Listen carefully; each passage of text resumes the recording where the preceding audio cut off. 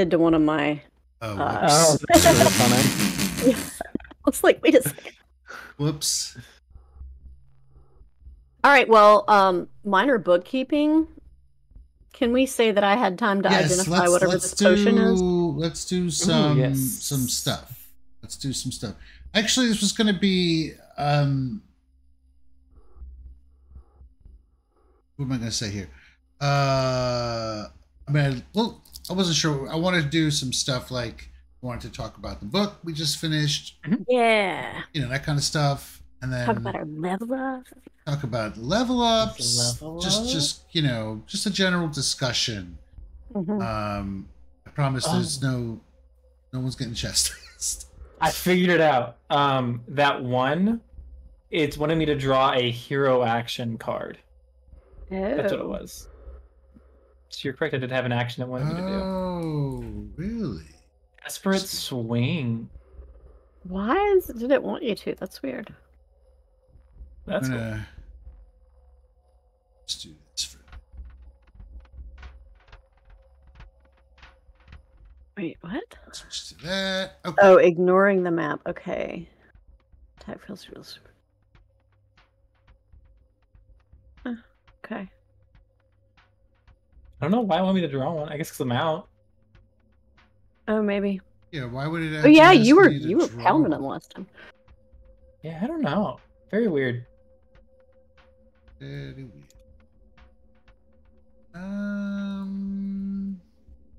Oh, does the watch make us pay for a new stabilize, or do we get the watch pouch belt for free every time? I just went ahead and bought one. I assumed that I would. I bought one too, but I figured it out. Yeah, the way you have to look at it is this way: you're paying for it. Okay. The first one was free. Yeah. It's a loss leader. They get you there. You paid for it. It's coming out of your pay. Yeah. Look at it that way, and it is coming at a discount. Don't forget. Yes. Yeah. One gold piece for a stabilizer isn't bad, considering we used 3 of them. Yeah.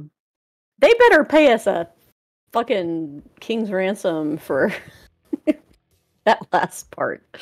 The last, like, God, it was probably only a few days. Just a day's pay. Yeah, just a day's pay. Imagine being a cop for a week and having to deal with this.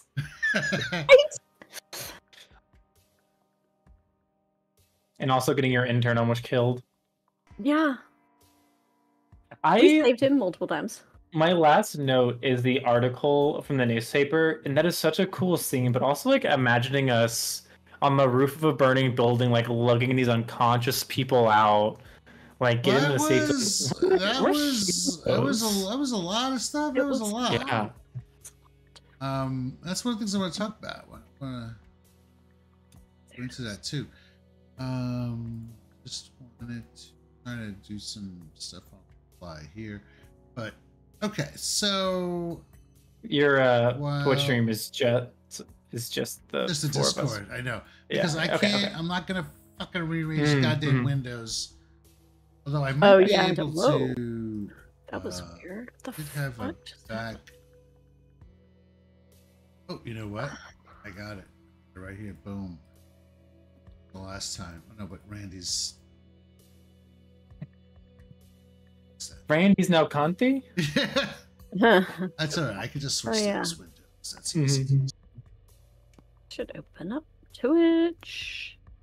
At least get you one more view. Yeah.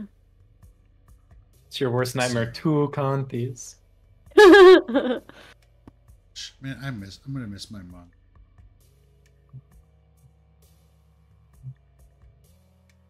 Play another one. What about that? There we go. Perfect. There you go. There you go. Good enough for the moment. So.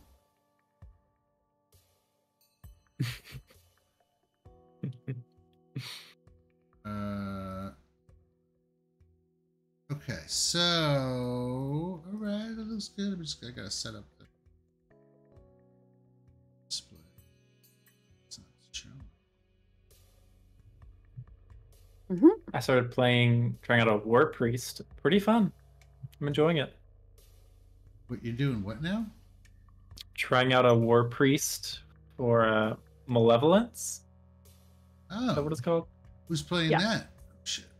Rachel. I am. I'm not running it. I'm playing it.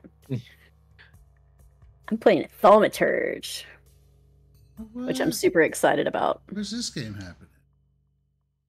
Random niche post that I responded to a couple weeks ago. The girl.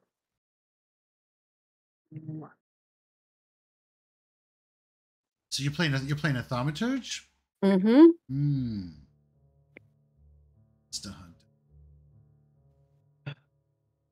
My cat's almost in the screen. There she is. There she Hey, is. boo boo. And then you're playing a war priest in that group too? Mm-hmm. Sweet, man. Malevolence. I hear that's really hard. It's pretty fun. So far it is. I'm real scared of the 2 vampiric mists we just ran up on.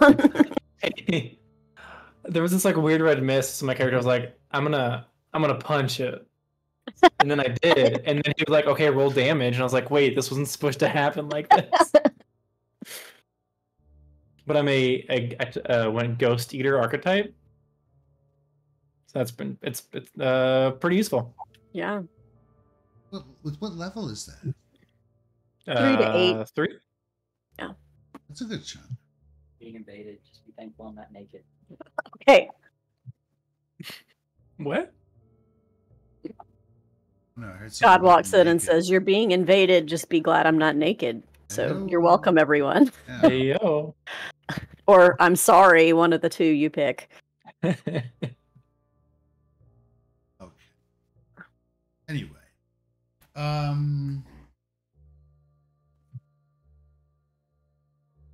Bring my water. I did not. That's okay. Okay, so you should all have You don't have to go now. spellcasting entry. Mm-hmm. Oh yes. Oh, thank you. Yeah. To keep Perfect. track of that. I had to do some finagling to add it in there. Could we not have just done it from the? No. Oh, So okay. I I don't think see. it would heighten. Oh, that's fair. Yeah. It's an easy way to keep track of. Nice. Oh yeah, the heightening is huge. That's awesome.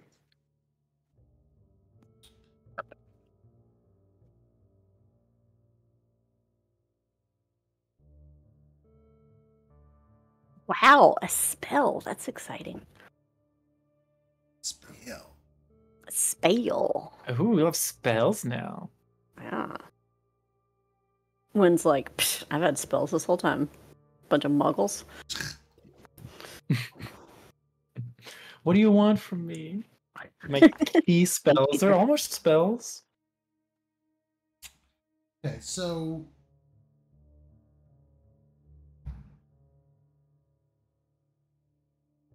like I said, I want to get a feel for, I thought of first book.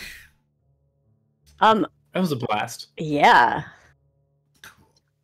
I thought there were 4 dungeons, and 3 of the 4 were outstanding, and the 4th was fine. It wasn't necessarily as cool as the other ones, but So which ones were you? Which dungeons are we talking about here? Are we talking about the zoo? The zoo was amazing. The Dragonfly Pagoda was amazing. The Right. fucking inn, man. Oh yeah, the inn itself. It's a super dungeon or something. Yeah. And the bar. That was so cool. The multiplayer bar. Yeah. I wasn't counting that as a dungeon because Right. yeah, that was really cool. Yeah, it's really, like I said, Absalom is another character. There's just so much going on different levels.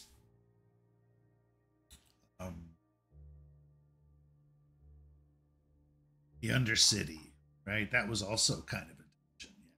Yeah, that was the 4th one I was counting. It was fine, but not as cool. Yeah, as there the was other. it was more, Yeah, it wasn't a lot going on there, nothing really to figure out.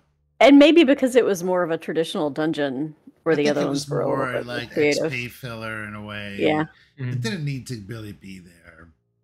Remember when I stepped back we could into have the skipped lake? that, but it's fun to, you still want to.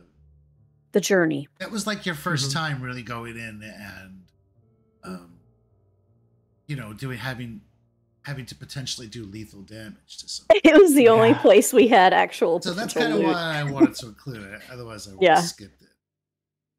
Yeah, and it helped me build like onto Kanti as a character because like coming in, obviously she has issues with undead. And we saw that briefly with the ooze maker, but that like helped me really like fighting ghouls. Yeah.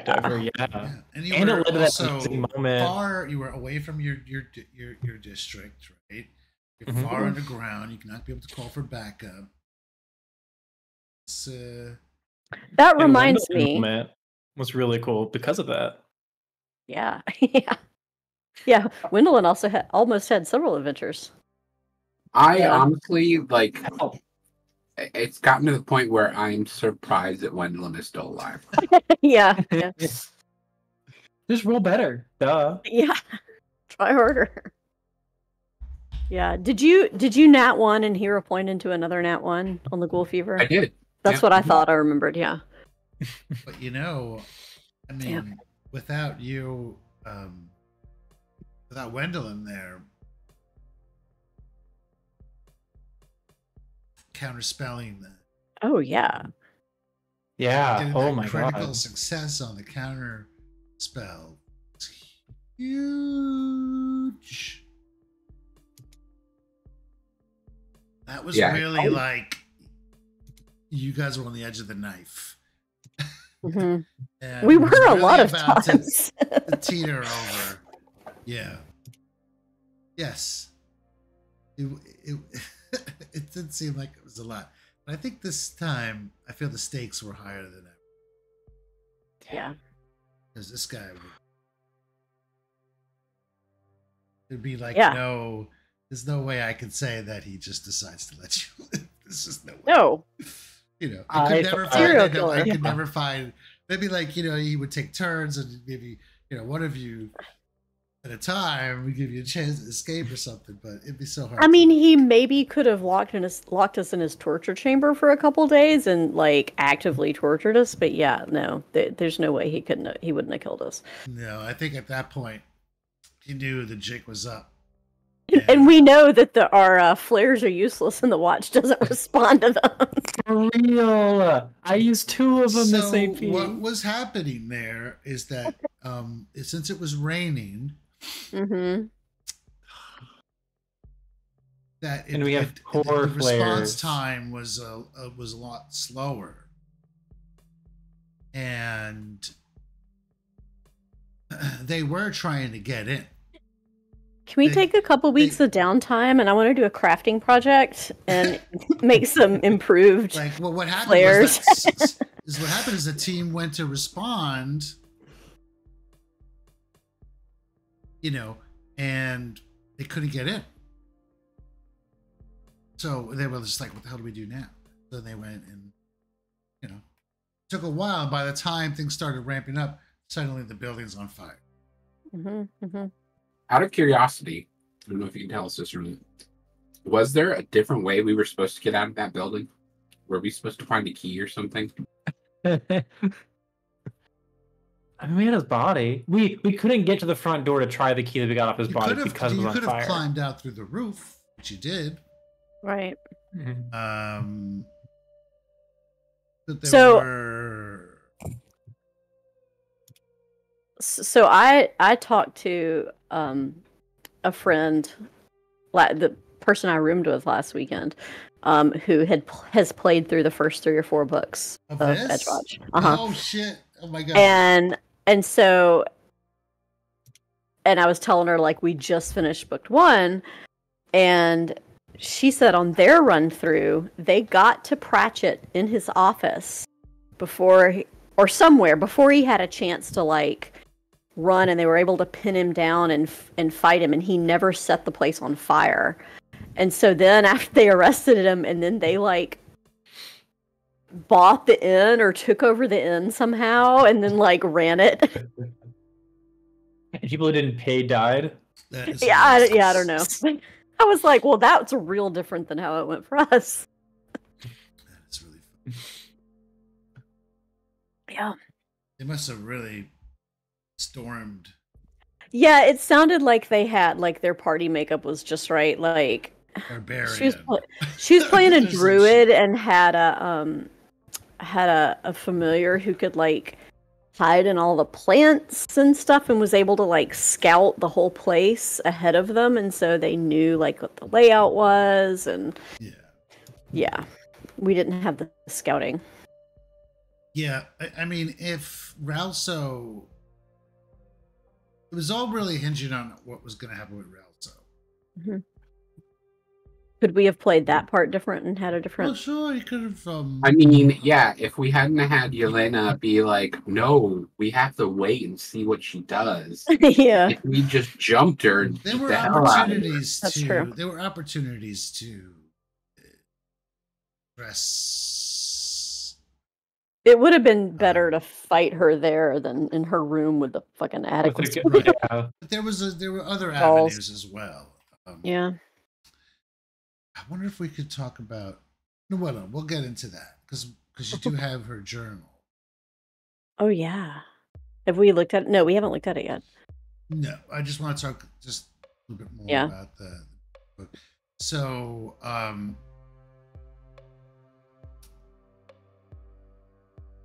yeah, the book does touch on a lot of themes, which I really like.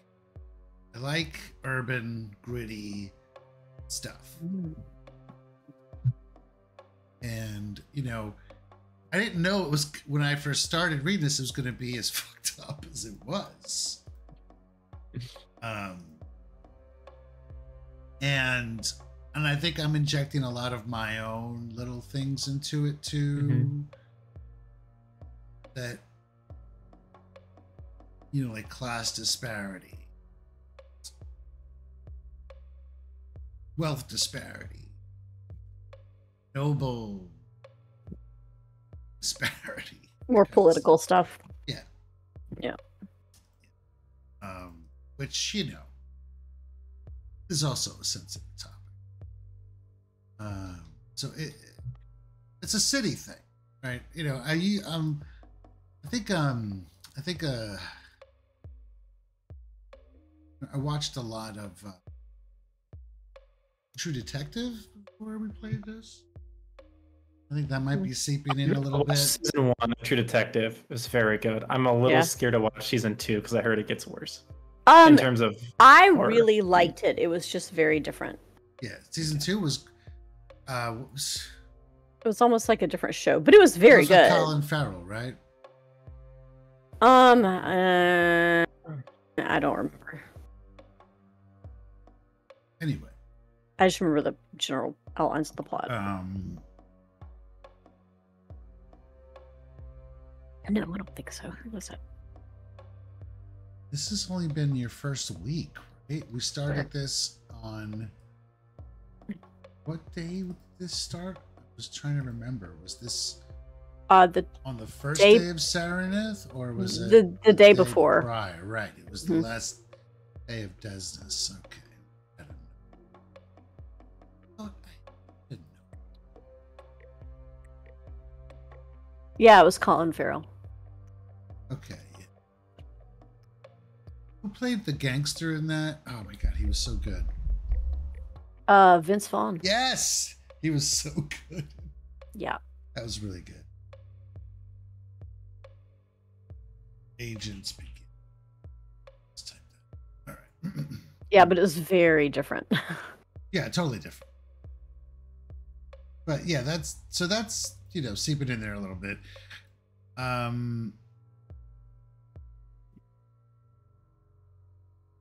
Yeah, so the chapter 1 was basically supposed to be like your first 2 days. I was like, this is insane. I can't allow this. So I stretched it out into, patrols. Which is still insane, but slightly less insane. Yeah. So yeah, I kind of, you know, I added in that little patrol element to it. Troll. Oh, so the patrols were not in there? No. Wow, okay. That's cool. It just didn't seem like there was enough opportunity to be like.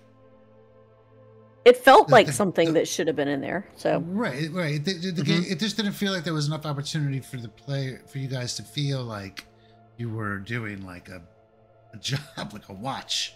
You were members of the watch. The way the module is constructed, it's like crisis after crisis. You jump into it. God, exhausting. And it still felt like that, even with all the patrols and stuff. But I guess it would be. I was gonna say, I don't know how we would have survived that. Like, yeah. Well, yeah. So I'll talk about that in book 4 or chapter 4. Book 4. Get back to you in a couple of years. So then we Stay have tuned. yes, they have the hostage negotiations.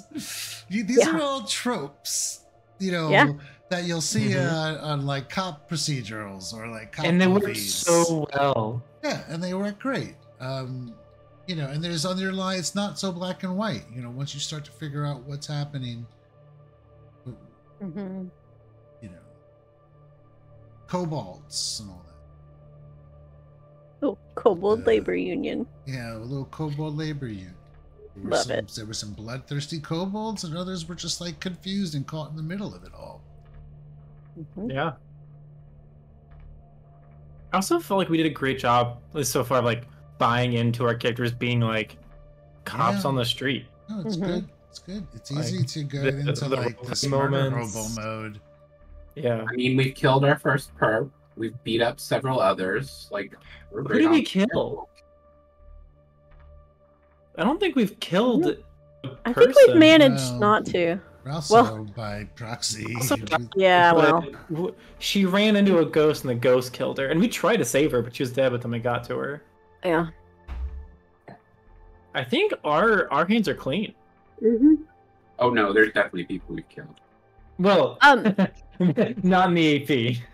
Burzal killed Hoots, but then we woke him back up. That's right. He did. He went into his orc rage. He activated his ferocity there on that hit. I remember that. You guys pulled him out from hiding on the under a bench or his something. Teammate was turned to stone. Yeah. Yeah. Oh, so all right. Yeah, and then there was the underground stuff, which we talked about. Yeah, his blood flowing. There was the House of the Plains, which I was really excited to do.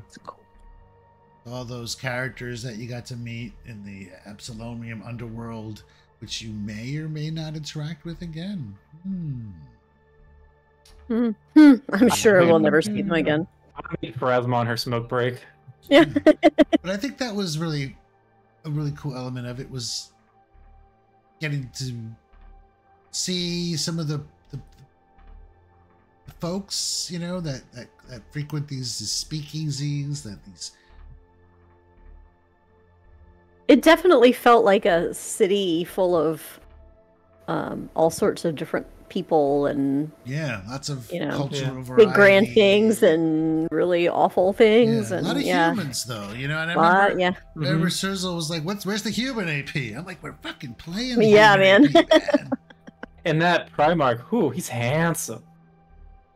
Yeah, this is a human. This is like a tale of humans, you know.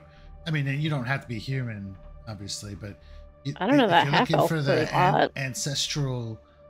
What's the type? This is human. This is the human one. That's for sure. Or is she full elf? I don't know.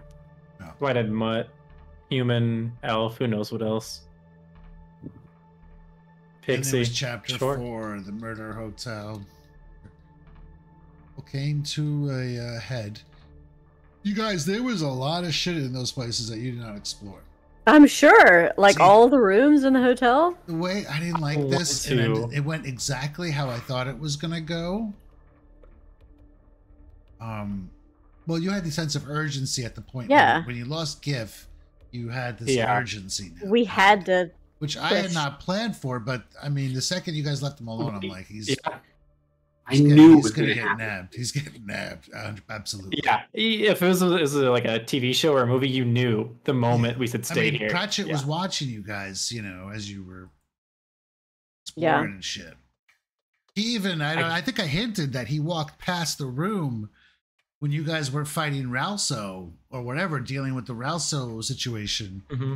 The wizard that you left in the room with the boat, he was like mentioning someone was walking back and forth. See that? Yeah, we thought it was crazy. That was fucking Pratchett, man. He was walking around checking out what was going on.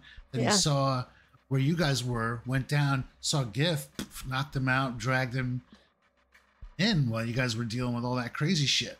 The fucking psycho, spontaneous fucking Redcap just walks out of that blood-soaked room. Dude, that Redcap, yeah. That house was a true house of horrors. How many other there were like some encounters other were in there? There was the cellist room had a the summoning, right? Had a summoning thing, yeah. Yeah. Summoned a remember that you're talking about? A devil or something? Yeah, we're summoning the lesser devils, but those guys will fuck you up. You guys fought him in that scenario, the Pathfinder scenario. Oh, that guy? Yeah. Yeah, with the bleeding, the Vorpal bleeding. Shit, weren't we like level 4 by then? Ugh. I don't know. He would have given you what for? Yeah. For sure. And there's another room that has like a cinder rat trap in it. The Mwangi room. If you had explored in there, it had a trap. Yeah, we could be level 5 right now, is what you're saying? Yeah. So there were so many things to explore and fight. There was a mimic in one room. You guys did miss a fair amount of treasure to that, but I mean, it would have been whatever. Like, yeah. There was a mimic, like I said. There was. They were all ultimately defeated. The Galton room had a fucking flying guillotine, because of course it's Galt. You think of Galt, there's always guillotines. Because they're chopping people's heads off over there all the time. With the fucking thing that steals your soul, which is crazy. It's fucked up. But anyway, there's like a flying guillotine, level 5 hazard. Like, these are all the things. That's wild. You guys not skipped, but you basically bypassed this. So the game is assuming that you level up while you're exploring this place. Yeah, but we didn't do enough stuff. And I knew that wasn't going to happen. I'm like, I just don't feel like this is going to happen. Because I feel like there's going to be... They're not going to be going in every room. This is way back before we even started playing. I'm like, so I was ready for this. I wasn't sure how it was going to happen. But I just don't see like this as like a cop thing. You're going to go into every room. Yeah. No. I mean, we didn't munchkin it. Like, we were running so low on resources. Like, yeah. So it's expected that you sleep there. Like, you're supposed to sleep there. No, dude. Like, no. That doesn't. Never. That is not a pace that I wanted for this. I wanted it to be like a fast-paced thing where you're moving through it, looking. I guess trying to find what's going on here, not like exploring it like a dungeon. Like, I didn't like that. If you play it like a haunted house, that'd be the only way I could see sleeping there. If like you can't leave, and like you have to just hold the room and hope you're safe. There.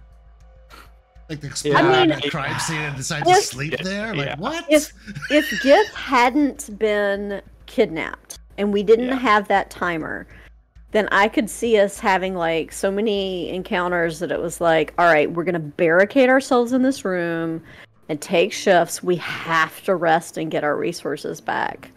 But it would, like, with him kidnapped, there was no other way to do it. Yeah. And so, Yeah.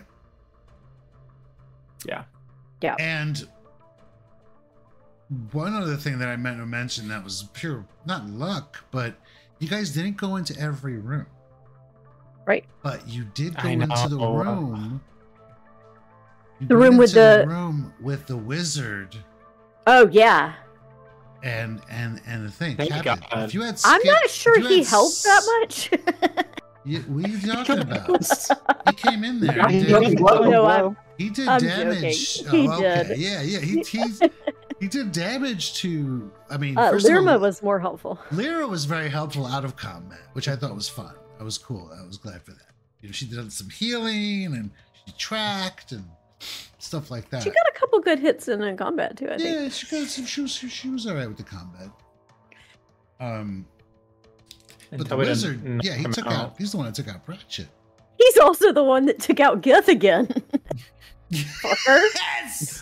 I said, "Fuck this." God. Because I gave it to you as a boon. I gave you the wizard and the well, girl that's as why a boon I was like, because you guys actually stopped him before it got ugly. Like you really did well. You did the diplomacy thing, and you got him to like snap out of it. Was it you said we did well? Because you could have knocked him out, and that would have changed the dynamic. Yeah. So that was, I gave you him as a boon to. He was helpful, but he was also there, like in the balance of things. It was real close. Exactly. Like there was a not cost. being helpful. There was a cost because he was a little out of his fucking mind. And what you knew of him, from The Apprentice, he was kind of a dick as well. Vindictive bastard. Yeah. Exactly. Don't worry. The only good hit I got in was knocking him the fuck out. So don't worry. I got that was great. That was great. That was clutch. So that was Hi, I can tell my horror story if y'all want to hear it at some point. But that was awful. We're glad you made it. Hello. Dan, you're gonna want to fix the video. Yeah, I gotta switch over. It's real quick. One thought I wanted to say before we move on is it's really useful that really lucky we went in that room, and it's really lucky we went in the room with the hole in the ceiling. Otherwise, what we would have been like putting all like you guys skipped stuff, but you didn't, but you also, got. Oh, there you go. Yeah, I don't know. This right now. Oh my god! I think it's going to change once her camera comes on. Turns on, yeah. Oh, maybe so I'm just going to leave it like this for now. Okay. All right. Oh. I mean, if we hadn't found that skylight, I really don't know that. So much chance. Yeah. So much chance. I mean, I guess we would have been attempting to run through the fire and trying to unlock the door. Yeah. We were all like hurt and like wounded. Yeah, it was good. Yeah. I think it was a good finale. You always hope for a good ending. It was so good. And Pratchett was no joke. Yeah. I mean, I was no joke. Really thought at least one, if not all of us, were going down for pretty much the entire fight. Like, I was convinced there was no way. At least one PC. Yeah. I think the spell casting, he had a cane, so you're like, he's definitely got a sword cane. But that spell casting was a little bit of a surprise. There was no hint of that. Well, and he was like tumbling through and dashing around and like getting behind people, and like he crit me for like all but 2 of my hit points or something. It was. Yeah. And then that had me running for like 3 rounds and trying to heal and shit. Like, I mean, it was, yeah. I'm lucky he didn't knock me out. He crit on like his second and third attacks. Yeah.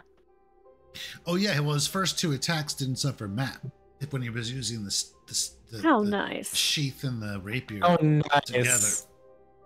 What level is he? Can you tell us? Archetype is Pratchett. Yeah, right. Serial killer archetype dedication. I dropped him to 5. I dropped him to 5. He's originally level 6. That's insane. They wanted us to level in the middle of it, right? Yeah, they wanted us to be level 4. Yeah.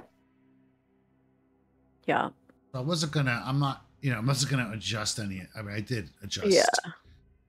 Yeah. Wanted to be challenging, but not. Wow. Annoying.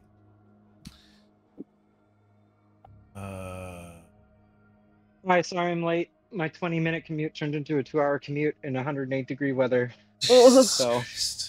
Do you have air conditioning? My car doesn't have AC. No. Oh God, no. No. It was stop and go. I sent you a picture. I'm surprised you didn't tell people. I sent you a picture of me bumper to bumper saying I was 50 minutes into my 20-minute commute and I hadn't left the city yet. What happened? I was like, I didn't have any. I'm sorry, I was not paying attention. That's okay. I could only message Sirzal because I wasn't able to manipulate all the way to the server. I just had your DMs open. What happened is they're doing road work, so that's fine. So I planned on it taking longer, which is why I left it like 3 something or whatever. Like, yeah, whatever. I think at 4 directly. So I left early, but the heat had made like 5 or 6 semis like just kaput apparently. And there was like a line of cars on the right-hand side. And then from time to time we'd get like a cop with sirens on, just making everybody sort of accordion smoosh in. And it's already a horrible part of town because it goes from 7 lanes to 3. Oh. So are you still in traffic right now? No. Hi, I'm home at my new place. I sent a picture. My desk is in pieces. My computer is there. My monitors all like the box holding my monitors fell, so I don't even know if they work anymore. Oh no! But I'm here. Okay. I'm alive. I will hop onto my laptop shortly. I don't even know where it is right now. So I'm gonna find that. I just moved. I'll find that. I just wanted to hop on and let y'all know that yes, I'm alive. No, I did not forget. Okay. No, I did not plan for this. I apologize. You planned this out. Is that over 10 minutes normal now?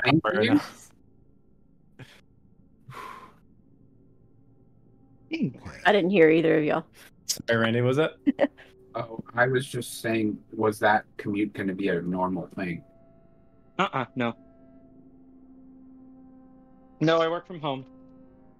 So, yeah. Normally. You were just driving back from your girlfriend's, right? Or was that? No, I was driving back to pick up my car from dropping off the U-Haul. Yeah, I just finished moving everything in today. Okay, so we were just chatting about book 1. Yeah.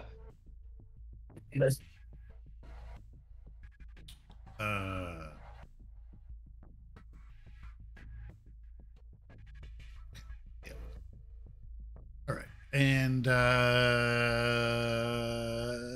a little under the hood stuff, I guess. The stuff at the zoo is pretty brutal too. Mm-hmm. That was a big concern of mine because every GM mentions that. Yeah, what were the?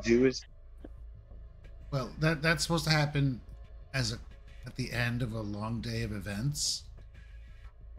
Oh. Like the same day you fight.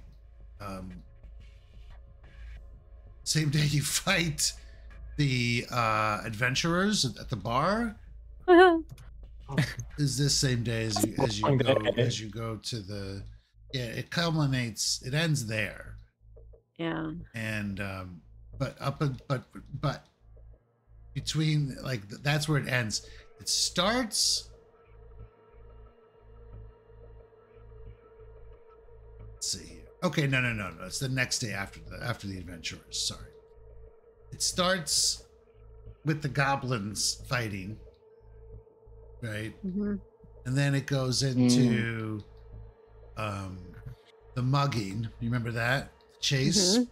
Yep. Which that's how we ended up in that abandoned. Yeah, I added a whole bunch of complexity to that. I took Catfall. That's what I decided on. Yeah, that's what I was thinking about when you mentioned Catfall. The way it's set up, which I didn't like, it's that they made it very simple in the module because it's part of an extended series of events in one day. That's why I wanted to space it out and flesh them out more, make them more challenging, right? So the mugging is like a super quick thing that you only have to do is make one single check and you can prevent the thief from getting away. I thought the long chase was cool. Yeah, I'm like, fuck this, I want to chase. It's fun. So I built a chase out of it. And then dropped us into the next place you were going to send us anyway. And then, well, I had that. Okay, so I had encounters in my back pocket that I was going to inject. This is what Alien RPG taught me. You know, is that there are events that may or may not happen. Put them wherever the fuck you want. So I had that whole thing with the undead thing as like something that could or could not happen. You know, as a GM, you learn just don't get attached to your fucking encounters. They just might never happen. So that's fine. So I had that kind of hand, you know, standing by. And a few other things standing by too that just never happened.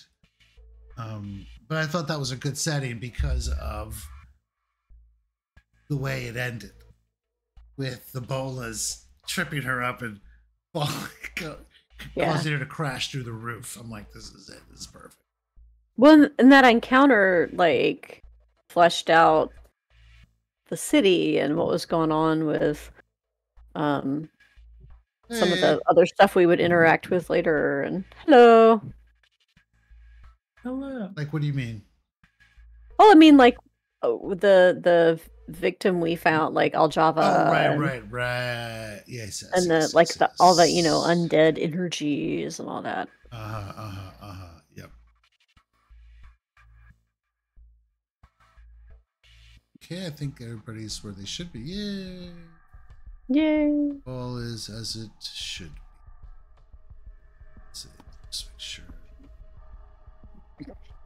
Yep, looking good. All right. Yeah.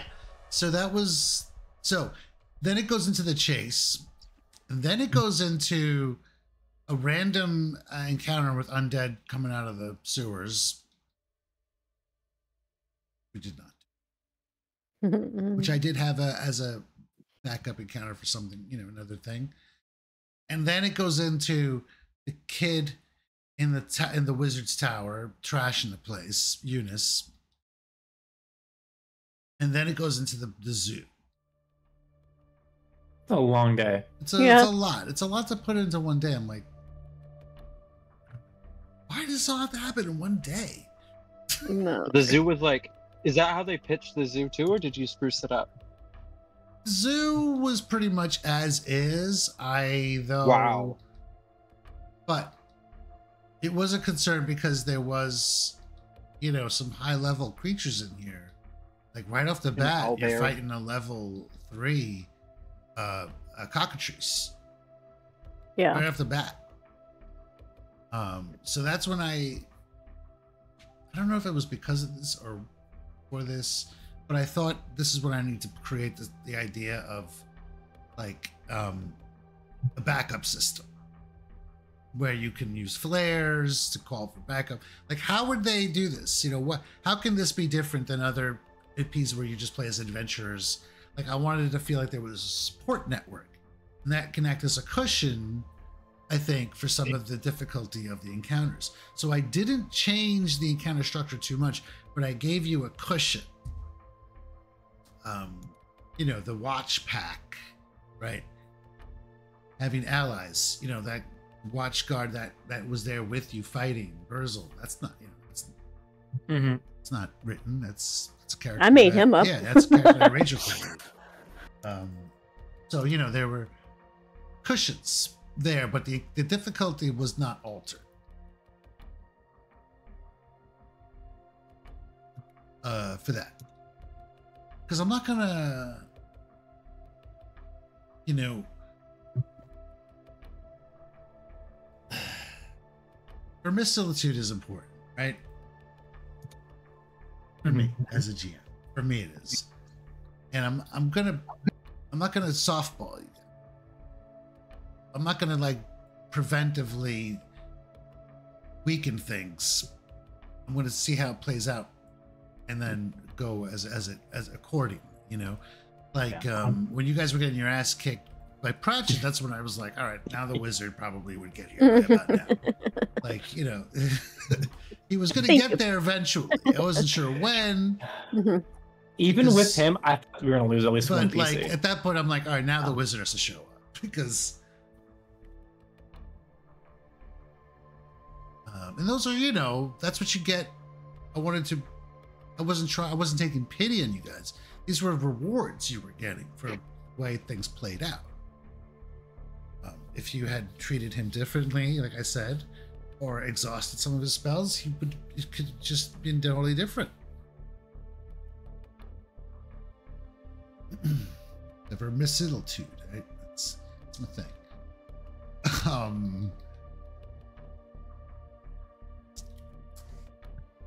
And then then it gets right into the kobolds, and then the undercover operation.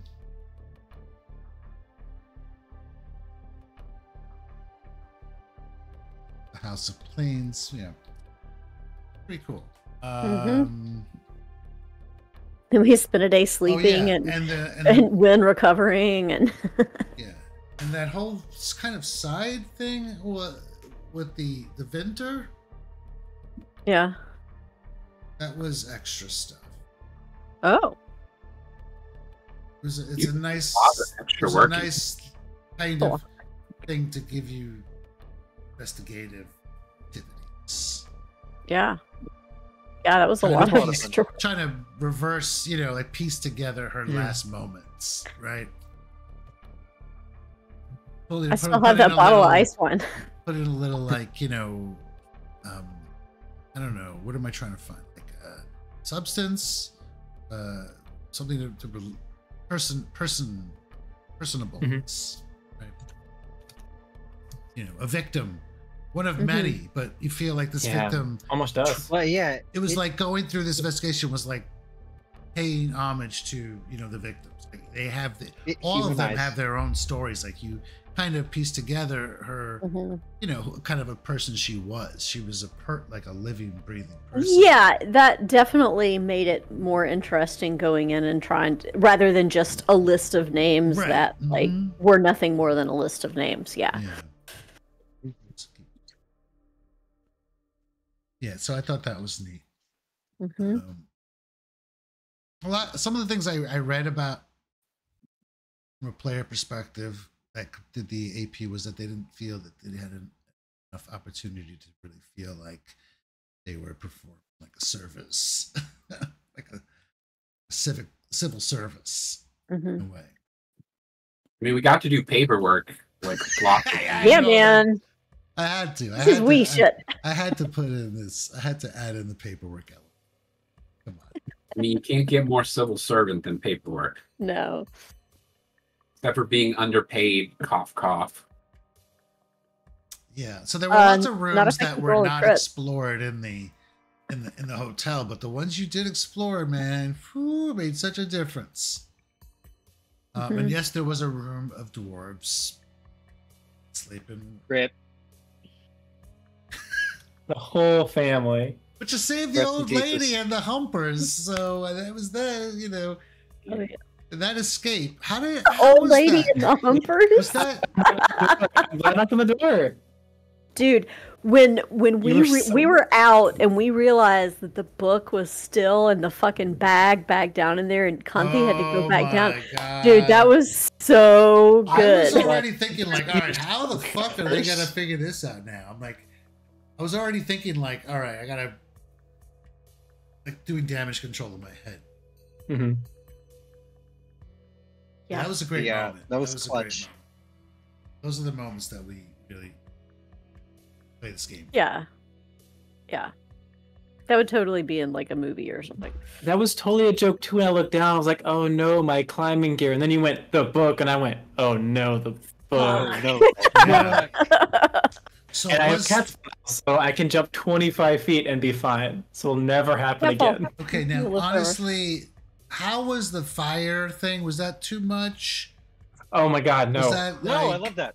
It was exciting. Was it good? Okay. Yeah. Sometimes I get a little carried away. If you were going for mortal fear, I was there. Yes. Okay. Yeah. Amazing. I was very much like, I guess Serve wants to end this game. Is kind of how I was like, he's legitimately trying to kill us right now. So I guess that is exactly what I like to hear. It was perfect for like keeping the tension and the stakes like up there the whole time. Right, I'm so glad because I think that's what I was going for. Because that's not in the book. That's not in the book at all. I mean, the fire. Yeah. Oh, well, that would be why that didn't happen when my friend played it. It's mentioned that he does prepare to burn the place down. But it's not a guaranteed thing to happen. And there's no rules. There's no rules for handling the fire if it breaks out. Yeah. So that was all pretty much me just off the cuffing it, which, you know, I'd put some thought into it, of course. But this kind of stuff, like, that's easy. I liked it. Being consistent. Good. I'm glad that was not because, man, sometimes I get too much. Like when we played against the Aeon Throne, it's a lot of that is like guerrilla warfare. It's Starfinder. And the first book is like you're doing guerrilla warfare.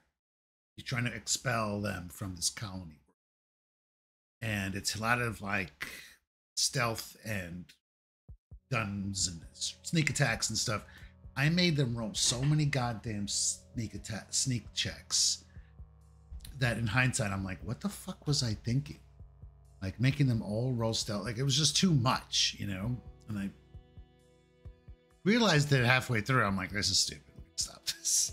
So I get sometimes thinking like, man, over mechanically things, but that's good.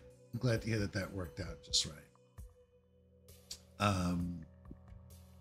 Yeah, you captured him alive.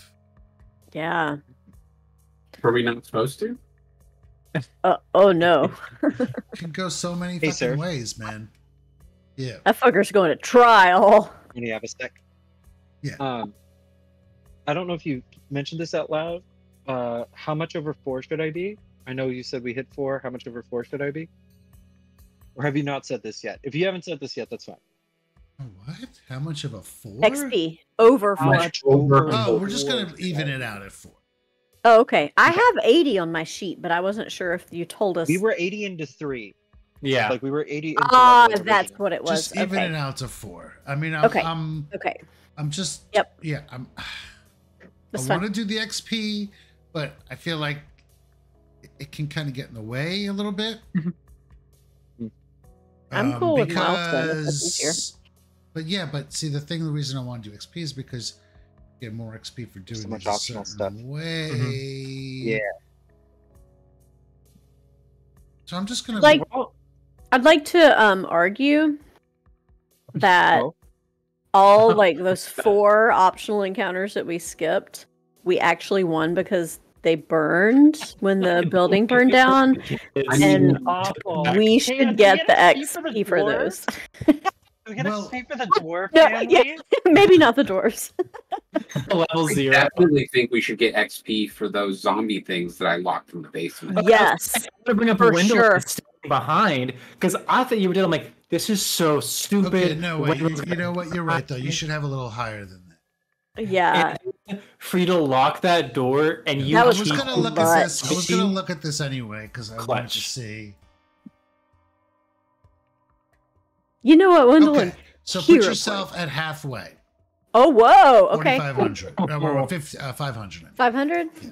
Okay. Holy. Yeah. According to milestone, done. You should be halfway to 5th level by the adventure's conclusion. Okay.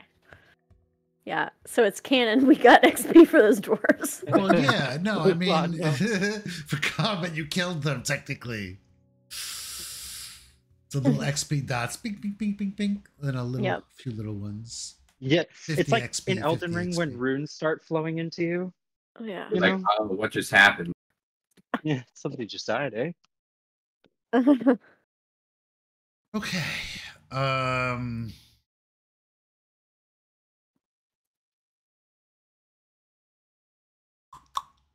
All right, so all that random shit that I raked off the table into my bag. Let's talk about what did I get? Let's talk about that.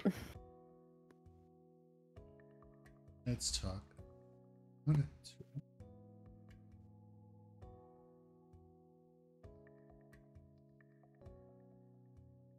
Oh, you know what? I didn't. Ash, I really like your glasses. Thanks. That's cool. I got new glasses. I went glasses shopping. I'm gonna have new glasses July 19th. Yeah, that's better. That's why I was having those weird blurry things because I didn't have my light on. Okay.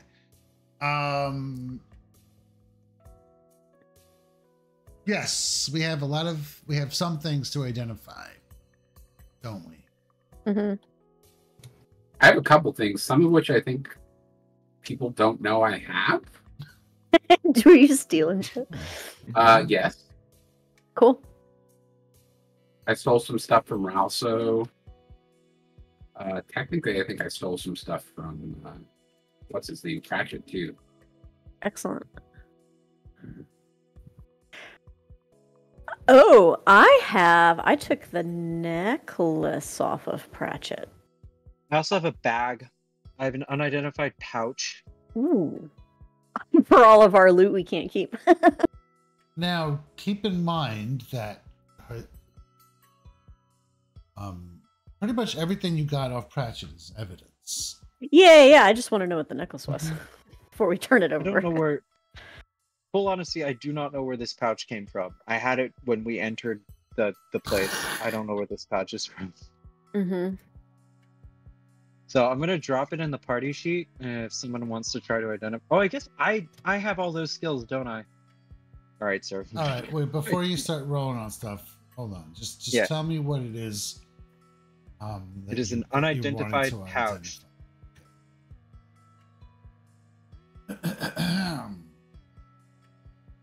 Oh, it now has tabs. Here you go. What has tabs? Oh, I can press a button. Yep. Ooh. I love that that functionality on Foundry where you can just like click it and it sends the rolls to chat. Love it. They are all the same. I'm not very good at this, but I'm trained. Archon. Can I do it if I'm trained? Gonna do it. Absolutely. Congratulations. You are the proud owner. Bag of holding one. Yeah. Ooh. Awesome. Cool. I have that unusual liquid that's about 3 chats up, 5 chats up. I'm just looking. All right. So, question then. This is a very serious question. Who wants to be in charge of the bag? I've never done it before. Your character should. Pandorius? Yeah, Randy? Yeah? Randy? You want it? Yeah. That way I can steal more things. Oh, good. Perfect. You I'm got also it. a bag girly in real life, my boyfriend says. Oh, I would like a real They're bag of bag, holding. says. But none of them are designer except for maybe my bike. He is censored. Okay, I'm not censoring you.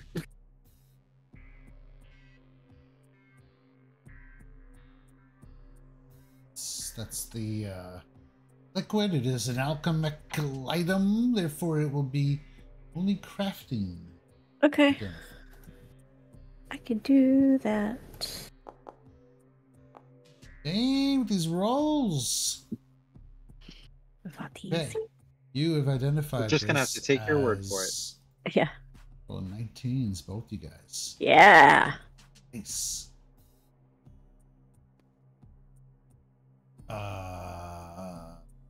Yes, it is black smear poison. Used more of that. Used by Calignes as a debilitating poison. Interesting. Crafted from subterranean fungi. You remember So these guys had these in the... I additionally have like 3 of those. Isn't that what the item was that you...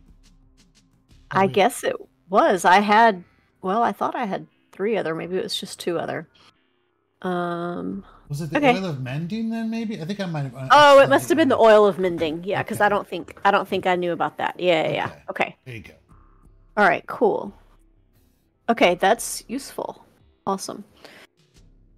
If we're in like a big hurry or something, and something bad breaks. Mending to repair an item. Mm-hmm. Good for a quick shield. I have those items.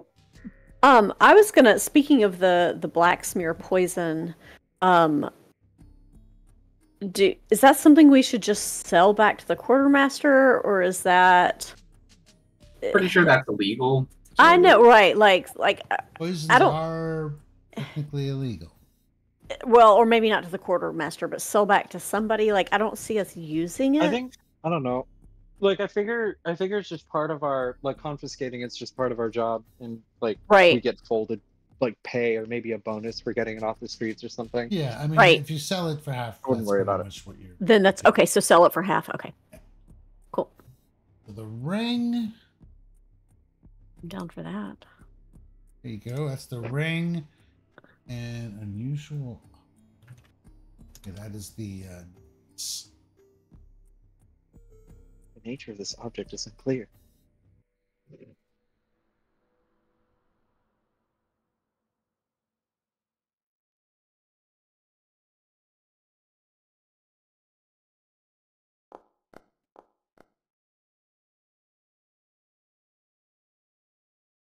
Okay.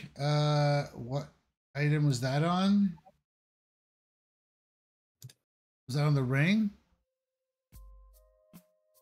Who are you asking? You? Gwendolyn, you just rolled. Yeah, I hit it on the first one, the unusual ring. Okay, no, it's not showing me. Oh, it's not showing me the item you rolled on. It's weird. It's showing me you rolled. Weird. Well, you got the results. Congratulations. Results are in. It is a ring of discretion. Oh. Ooh. Oh, cool. Oh, that makes sense that he had that. Yeah. Yeah. Where did you get this ring? Or she from Ralso. It might be Ralso's actually. Yeah. Yes, was Ralso's. Which, yeah, I think I stole that from her wardrobe. No, she was wearing it. Mm-hmm. Or was she okay?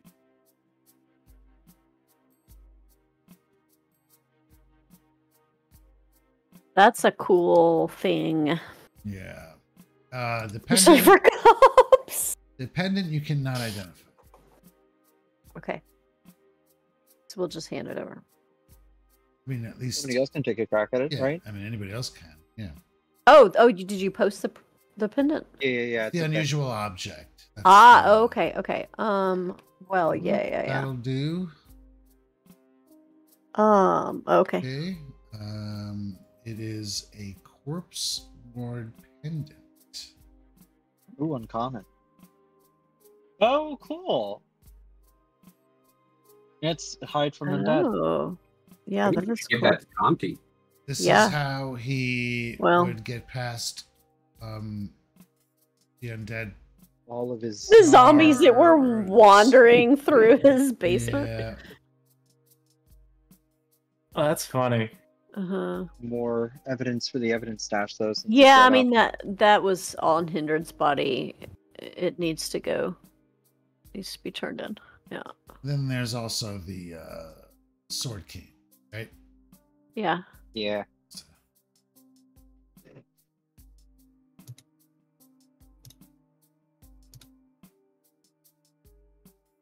If there was anything else that's unidentified.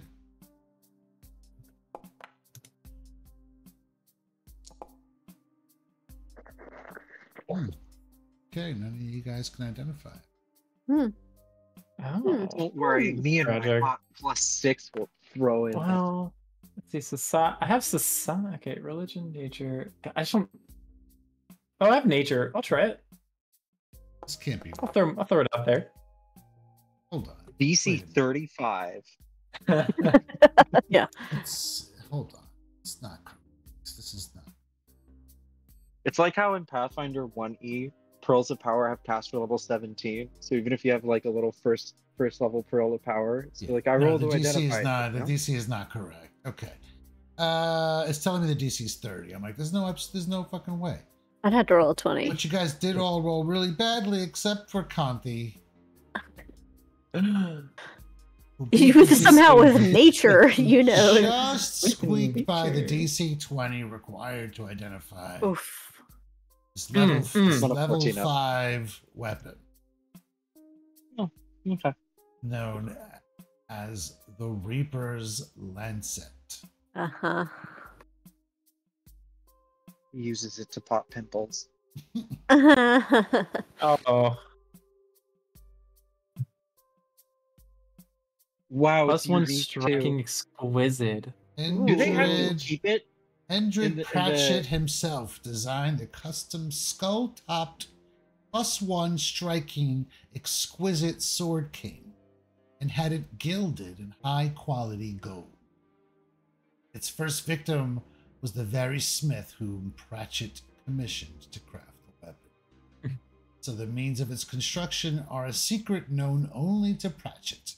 Magic of the Reaper's Lancet applies to both the blade and the sheath, making them each effectively a +1 striking. But guess what? That doesn't really matter in this world. Yeah. But only if both are wielded by the same creature, blah, blah, blah. Has a hidden reservoir inside. Reaper's Lancet has a hidden reservoir inside the skull that automatically applies a new dose of poison to the blade after the previous dose was expended with a successful strike. This is something he tried to do to Conti, but she resisted it. Yeah. You do damage with the weapon, you react, and then you inject the poison into it.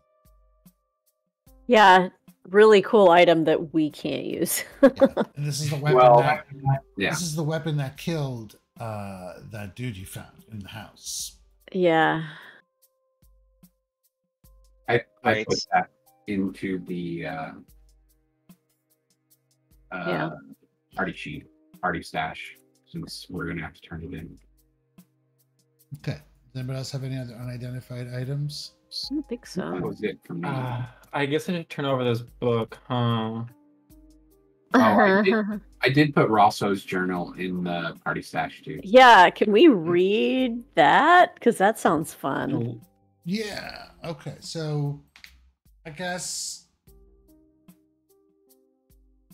who will picture like this quasi, we'll play this, I suppose. Like what? Picture this would be in one of the rooms at Edgewatch, where the evidence is being cataloged. Is that skin book treasure, or is that like, why is there a diamond next to that? Why is there a dime next to it? What are you talking about? Diamond. Where are you seeing it? Where are you seeing that? Look in the chat. The item. Oh, it's icon. treasure. Everybody gets that. Oh. It's just the symbol. Edgewatch common room. That's. I think someone created that item. Yeah. One of you guys must have done that. Which one? The skin book. Oh yeah, that's me. I created it. Because I picked it up, but I never found like an actual item, so I just made one. Yeah, I think I probably should have had that book. It's a treasure item. Okay, so we're just picturing who is in this room to catalog all this. Well, what? Besides probably Bolera, but she may just be checking in here and there because Bolera is still very much being tasked with discovering the whereabouts or what the hell happened with the Graverake. That is her priority. I'd be there. Right? I assume Savara is there, eyebrows deep in paperwork. Yeah, Elena will definitely be there. Aloe will be, babyface Aloe will be there.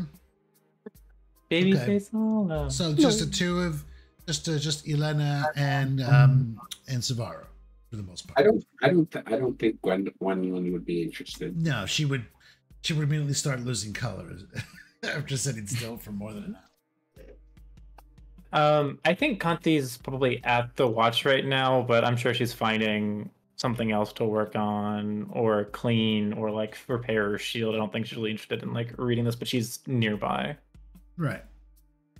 Maybe she's cleaning up herself. Punch in a bag or something. She could even be, taking on the dragon in the sewer. Like there is they are continually training people. You guys were like the first wave. We're level 4 now. We can take Padawans. So you guys were the first wave of people that were hired, but they're still, you guys were like holding off while they train more recruits. So there's always new recruits there. So yeah, if if I'm just trying to get you guys. Did Kip gain a level? Is he now a full recruit, not a? He's now level 1 instead of 0. Kip. Yeah, he would be like level 2. Oh, good for him. He made it.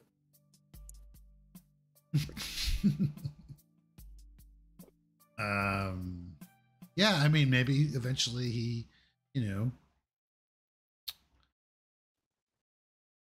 could be more useful, at least until they pull him onto, an active squad as part of a squad. Oh, I just assumed that that's what was going to happen, that we were like losing him after this. Yeah, I think that poor boy needs like a month solid counseling, like a 24-hour rehab. I mean, I feel like he hasn't had it any worse than Wen, so. No, than any of us, but yeah.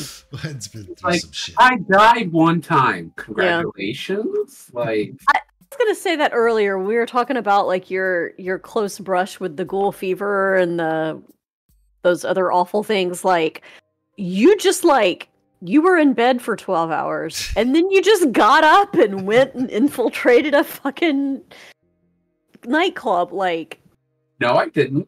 That's insane. Aim did. Oh yeah, well that's fair. Yeah, you're the same body. Mentalized, my friend. Yeah. Yeah.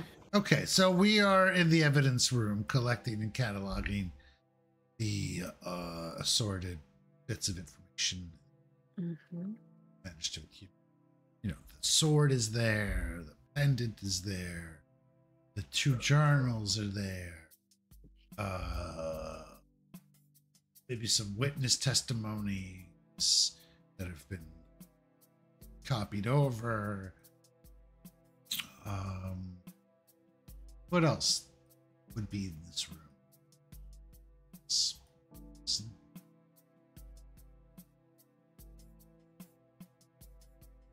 Maybe the do you think the bodies they pulled are like? No, the bodies won't be hit there. It's just stacked on the corner there. The dust, all the ashes. Yeah. The box with all of them. Gonna be like Ralso's weapon too. Yeah, I mean, anything special. I collect those. No. Yeah, I don't think hers are anything special though. Okay. Yeah, I don't know if he just grabs. I guess. Okay. So Ralso's journal.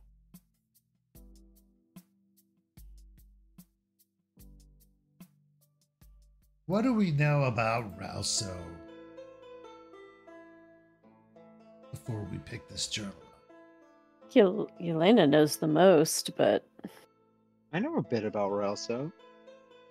I know that she had a reputation.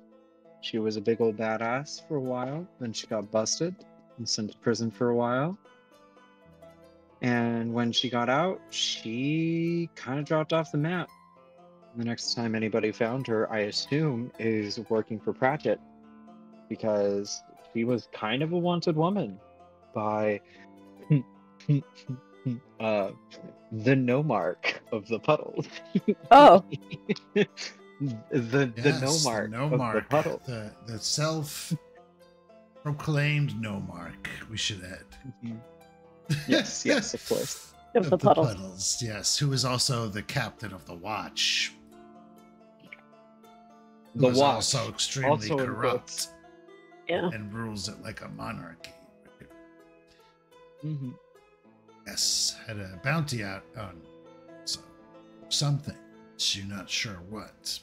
Maybe you'll find out in this journal. We know she had some mental illness. We'll go with that. Probably some trauma, some weird stuff going on, possibly with family, or... Though I don't remember at this point how much of that we know and how much we just kind of saw in that little vignette.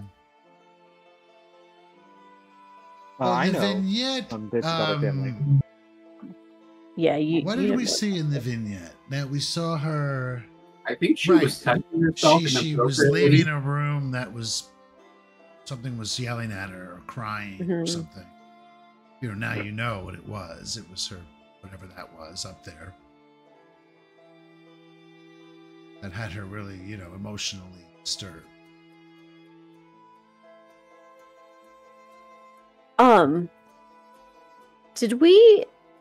I know we did some basic knowledge checks in the heat of battle, but like, I don't remember how much we know about attic whisperers and like questions. Is that something I can roll for, or? I think we rolled our checks for them. Yeah, I couldn't remember. Probably. I think you learned a little bit about them. Someone did. Yeah. We I thought it was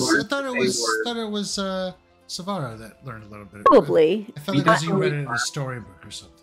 I couldn't remember what I knew versus Savara knew. I couldn't remember where that distinction was.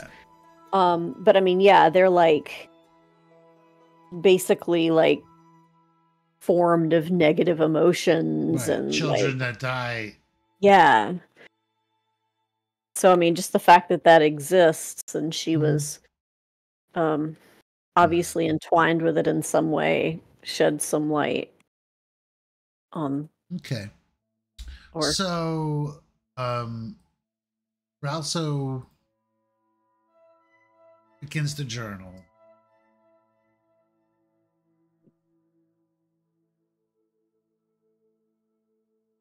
With essentially the words like Kindred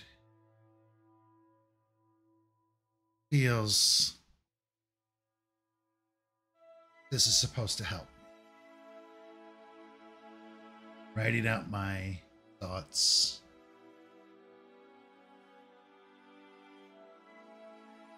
What's happened in my life that's brought me to this point.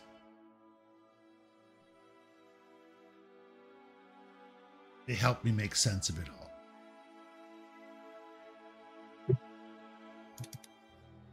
So, apparently, you're reading this, it sounds like Hendred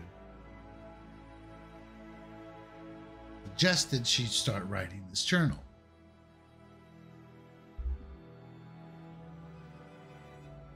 And she says, well, I should start, beginning. She describes growing up as a child of the puddles. Is Ash here? What happened? My camera flipped on its side because. Oh, okay, but you're still here. You're still here. Yes. Okay. Hi, I can peek in. Just, my camera's just really shallow. Okay. I have to stand up for you to really, or you can see the top of my head. No, it's fine. I don't need to see you. I just want to make sure you were there. I'm here. Okay. Hi. All right. So she describes her childhood of growing up in the puddles. She's not the greatest writer. Doesn't seem like she writes often.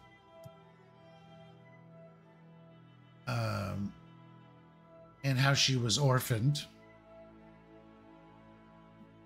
at a very young age. Parents just disappeared and come home.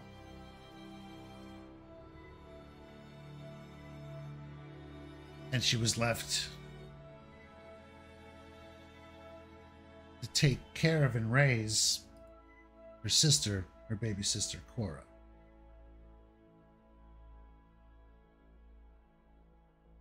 Who was barely out of infancy.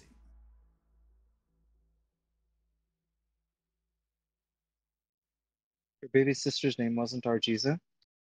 Oh, Argiza, sorry.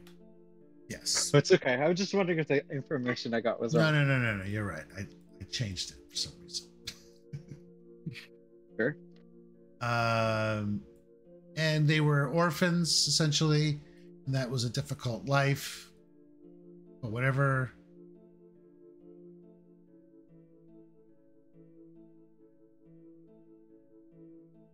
charity they got was kind of offset by their parents' reputation.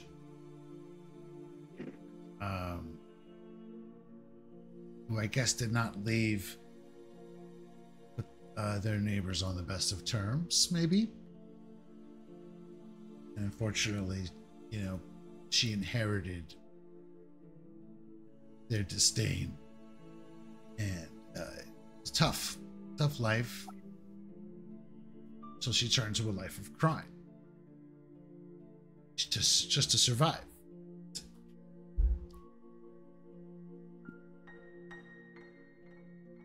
Raise, her baby sister.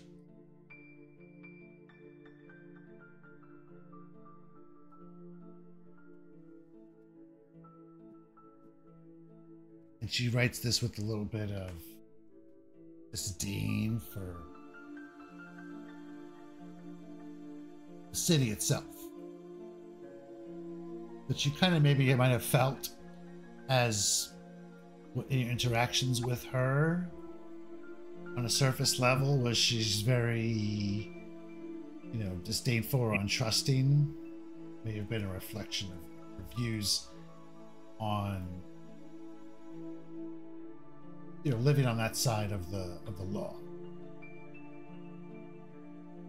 But she felt that, she had no problem stealing from a corrupt city that would so casually discard her. Necessity turned her hard and merciless over the years.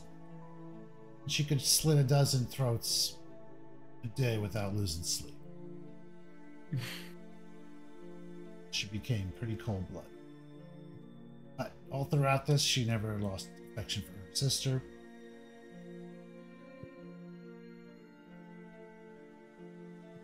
Who she would make sure was taken care of when she went to do her dirty work.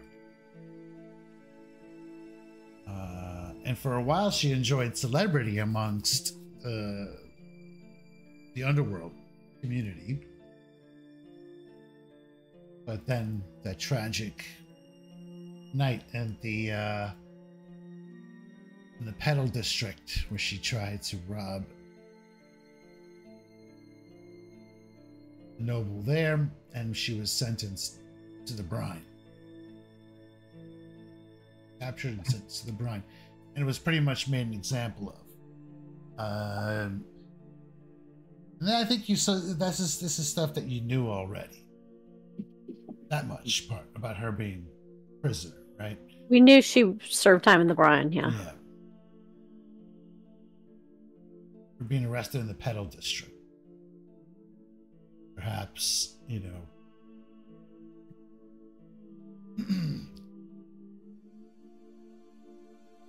captain of the Petal District, Barrett Marilla, may have, had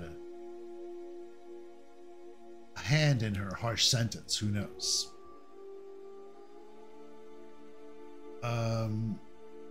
But this is when it gets kind of well, as you read on, you learn that when she was sentenced, when she was put away, she made arrangements for her sister to be taken care of. She had set a substantial amount of wealth aside to ensure that her sister was taken care of. Well,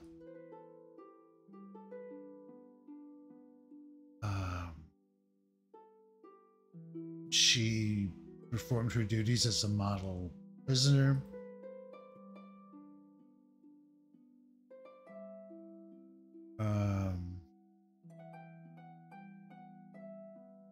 But the years in the brine were brutal. To her. But she knew that she would, see her sister. Well, when she got out,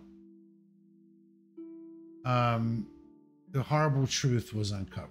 This is a great tragedy. It's that the couple that she'd been paying to take care of her sister developed a drug habit, and used all the money that she gave them, and sister died from neglect. when we also discovered this, she murdered those two people immediately. One of the guy in that pair was related to the Nomarch of the Puddleska. You know, distant relations, but still related. That's why there was a bounty out of it. So.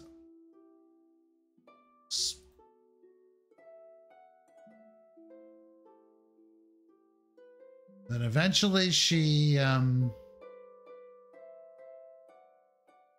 you know, she was lost. She didn't have anywhere, didn't know what to do, and just kind of lost her way, and eventually met up with Pratchett, who she actually tried to rob, but Pratchett was too keen, and she was rusty. She wasn't her old self again, and he offered her. You could tell that she was under great pain, and she became his project. He brought her back, you know, made her useful, and may have been trying to rehabilitate her or maybe control her. He made these dolls for her that kind of resembled her sister, to try and cheer her up, and these were soulbound dolls that had souls of trapped murdered guests inside of them. Yeah. And she was keeping the body of the sister up in the attic. That's why the sister was like, "Why'd you leave me? Why'd you leave me?" This is absolute, you know, wreck and tears. And her sister killed her. Yeah.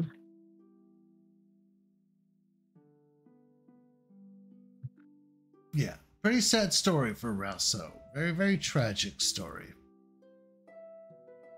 But, you know, she was complicit. You know, she participated. She writes on how, you know, she is just as guilty as he is. She's not killing the people, but she is concealing it. She is selling that, you know, the body. I mean, she's selling the stuff to the fences, as you may have discovered, right? I think one of the fences was talking about getting stuff from her. Fine and kind tools. Yes. Yeah.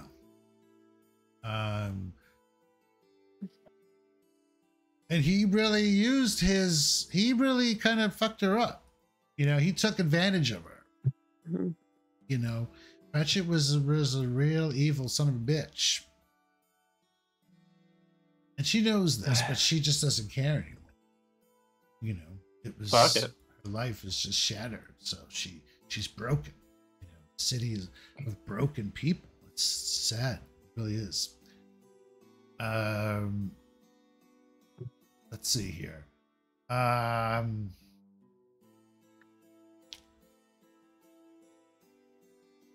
Yeah, she writes on how the tragedies have left her with deep psychological scars, but she doesn't share his love of murder. And she feels no desire to witness or participate in the killing. Instead, she uses her knowledge and connections to engineer the hotel's traps and to help clean up the remains after his kills.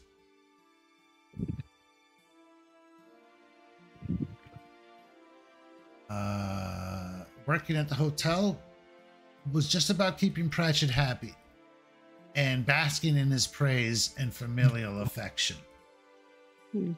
He played her, and maybe it was authentic, you know. Yeah, abusers know how to find their victims. And then she writes on about her previously unknown passion for voyeurism. Oh, she's confused about that. You know, it's like, she spends a lot of time hiding in the observation chambers, you know, spying on them, watching what a life that maybe she could never have. Right when you said that, the Twitch channel went to an ad break, and it popped up a big rated M, mature, not for all audiences. And for a half a second, I thought you'd put that up there. Holy shit, that'd have been amazing. It's a Grand Theft Auto ad. Yeah, I'm watching the same ad right now. Yeah, so she writes in her diary that the appeal lies in both the thrill of observing what people keep hidden and the chance to dissociate from her own sordid life. Mm-hmm. Just trying to live like an ordinary person, feeling what that's like. Just an ordinary person murdering people and watching. And how she is haunted by the death of her sister. I mean, this is why I had to give her a scene. I had to give her this scene.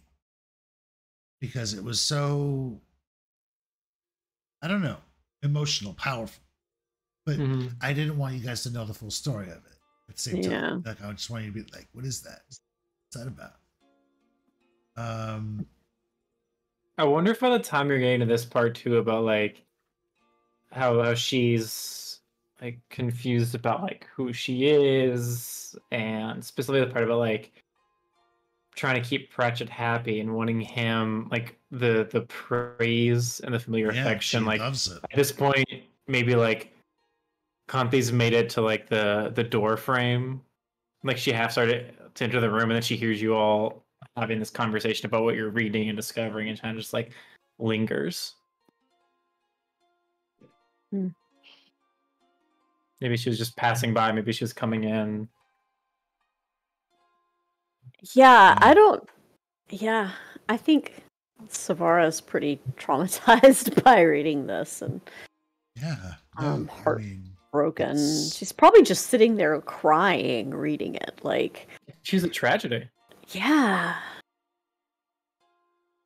So, as you are reading this journal, a slip of paper kind of falls out. One of the last pages. 5,000 gold pieces. Turn it in for 5,000 XP. Asco. Hit level 6. It'd be like 10. 9. Don't go crazy. Come on. 5,000. Okay, so it is a scrap of paper with a seal of a handprint, basically. Just a handprint as a seal. And it says, let me see if I'm not... Knowledge religion? I was going to say, would that be society? No. That handprint mark? Just a handprint mark. I mean... Oh, okay. Oh, it's not like a symbol. Okay. No, it's not like a sigil or anything. Just like a... Okay. Well, I mean, it kind of is, I guess. Yeah, it is. It's definitely a stamp. Oh, yeah, absolutely. Something I can roll on? Yeah, I mean, you can give me a society check, or what kind of lores do you have? Yes. Legal lore. Yeah, that's not going to do it. Society. I can try check too, since I'm there. Yep, yeah. if you're there, that's why I was asking who was there, so we can. So, what kind of lores have we did? Is it recall knowledge? Just roll the code knowledge, because that'll show all the lores actually. Oh, okay, I could have done that. Which you did, but that's fine. I'm gonna. I hit the button. Does that actually do it, or did I do something else? Use the macro. Oh yeah, divorce. Sent the request. Did you see it? Divorce. Yeah, I'll put your tokens out. Serve, did you see my request? Nope. No. Oh, let me try that again then. Is it in Foundry? Yeah. Oh, there it is. Yes, sorry. Okay. All right then. That applies to recall knowledge like society? Forget. Me? Yeah. I took a feat so that I can use diverse. I can use esoteric lore for everything at a -2. Mm-hmm. What is this? Is this for recall knowledge, right? Or is it? Yep. Yes. That's why I was asking if it's knowledge. But I think it's just about creatures, haunts, and No. No. So, diverse lore lets you use lore. it for other things. Yeah. Yes, esoteric lore always works for creatures, curses, haunts, and traps. Okay. Diverse lore says I can use it for all recall knowledge at -2. It just so happens that my charisma is higher than my intelligence. Okay, give me just put that in your. Did I not send it to you? Put it. No, I got it. I got it. I'm just saying. Just hold on to that. Looking for. See if it got ripped on the image. Nope, of course not. Okay, so the okay, it is on a long scrap of paper, and at the end of it is like I said, a red seal, palm print on it, and it writes R, comma, just to R. Mm-hmm. Who that is? Got a job if you're interested. Big money in plain sight. Strike while the streets are soaked with tourists. We need a Jimmy. You in?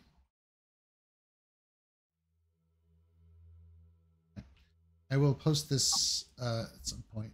Maybe I could do it now, actually. Just make a picture of it.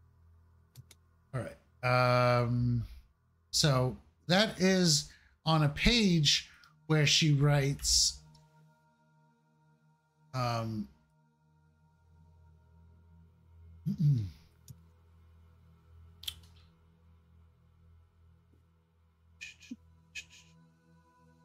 okay. Which got a job if you're interested. Big money in plain sight. Strike while the streets are soaked with tourists. We need a Jimmy. You in? Question mark. And she writes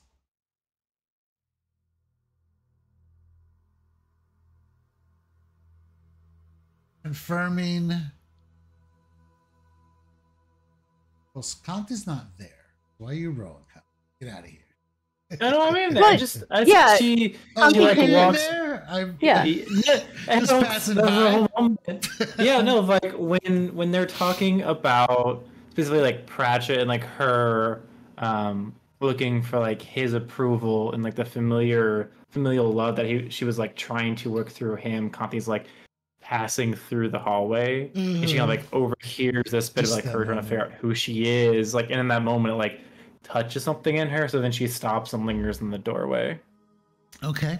Y'all heard that, right? I wasn't crazy. Yes, no, I heard that. I totally missed that. I'm sorry. I might have been so engrossed. He just hates me. It's okay. I'll give myself 3 hero points I'm to so make up for sorry. it. I mean, I figured you just wanted to get in on the jazz here.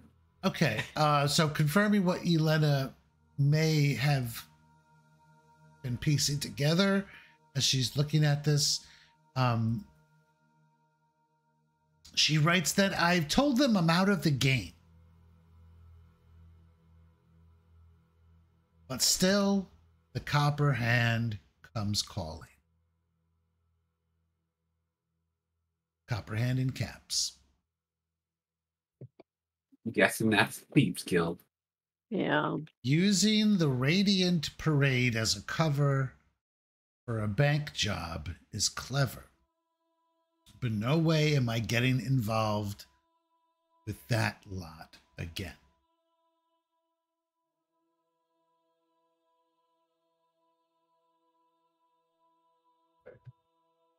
Okay.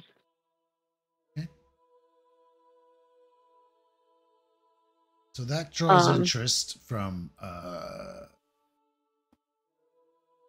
Hollow, who was quick to say, Radiant Parade.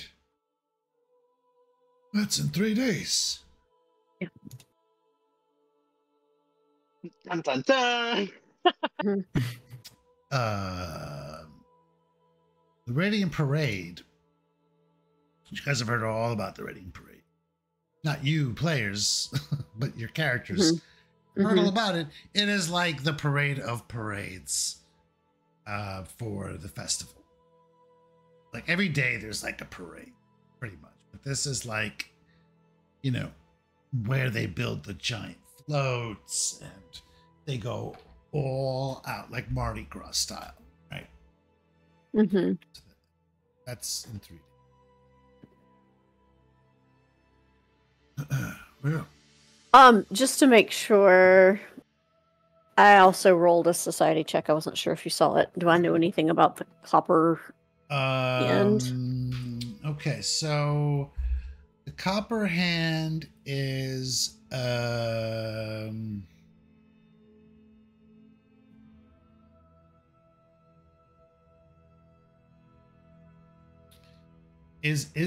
gang.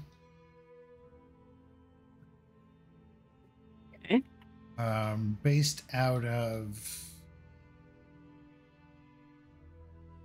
Let's go with the copper what? Hand.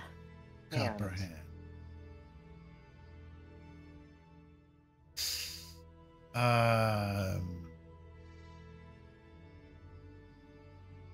It's a thieves guild.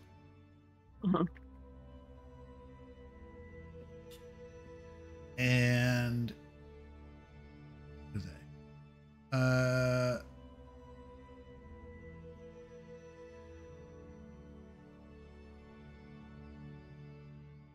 I'm going to say they're in the Coins district. I could be wrong. Okay. They might be in the Docks district, which is why I think Elena may have recognized them pretty quickly. Word. All right. Word. I may retcon that. Put a question mark in my notes. Yeah. But I had that. But anyway, right.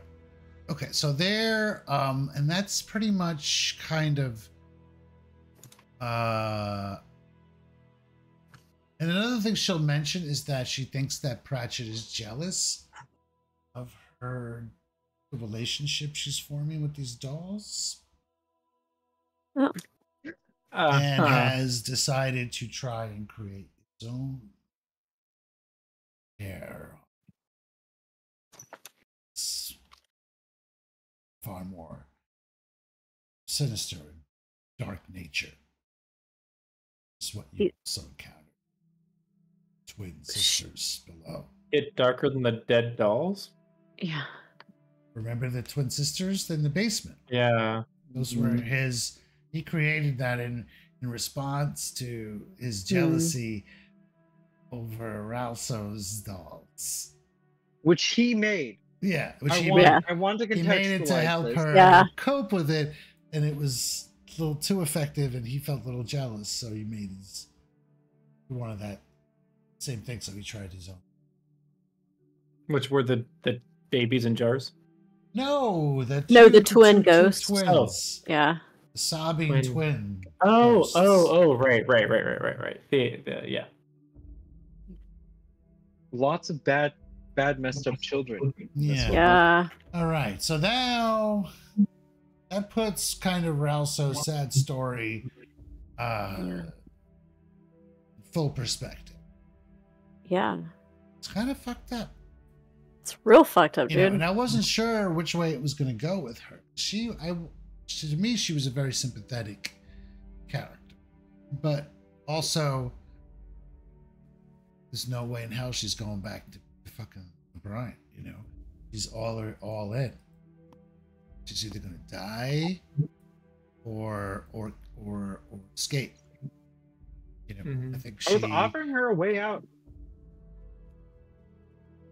Yeah. Surprised that she didn't take it. I was just like, you can leave. But with her sister dead, it makes more sense. I didn't know that at the time. That was the missing piece you didn't really have. Mm-hmm. That terrible story. When I read that, I was like, oh my God. Yeah. Yeah. This is brutal. fucking fucked up. Yeah. Play a fantasy game. Her parents left her when she was very young. These are stories. And it just got worse. These are stories of the city. Well, and I mean, those are the types of people that turn into serial killers. So yeah, just make a wrong turn. But speaking of people, we have this other book to go through. Yeah, let's talk about the skin tome. book. The skin tome. Oof. Yeah. Coffee's already memorized it, but you know, she'll let you read it. Crafted as a tribute, you know, to the god. Norgorber? Murder and secrets, even alchemy is part of the word's thing. Mm-hmm.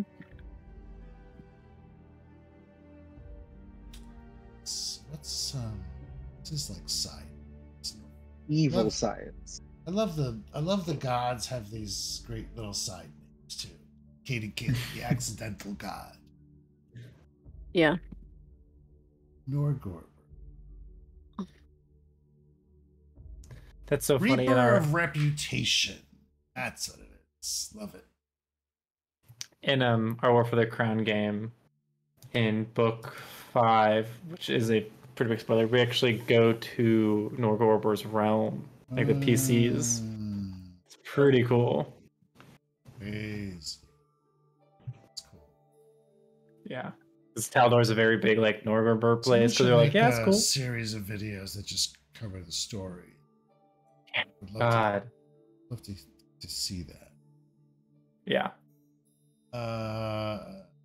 Yeah. And it's so cool much like EJP affects like the whole like world around you too. Like, all right. Well, here we see Norgorber. In fact, the city is full of worshippers of Reaper. Some more openly than others, depending on the aspect that is worshipped. But Absalom, it's in Absalom's founding laws that they will never outlaw any religion. All religions are welcome here. Especially, I mean, there is a faction, one of the 3 factions that are vying for political power right now, are saying, get the fuck out to Norgorber. They don't think Norgorber should be allowed to be worshipped. hello. Speaking of worship. Oh, yeah. Baby. So, She's in. yes, Hendred Pratchett.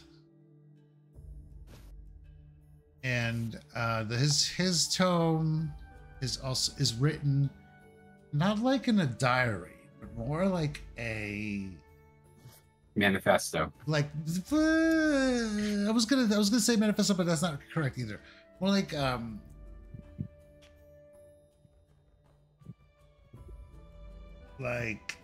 a gospel.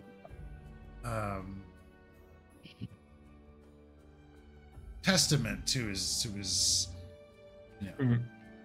to his life. Like he's writing an autobiography about how awesome he is. Yeah, like this great thing he's done. Cool. Right? And he begins in the beginning. Oh, bold. Right? Not the most creative, but generally that's how these things go. And he is known by many names. His born name was Hariel Lemorad. He was the only child of an elven father and a human mother in the Kyonan settlement, Arages.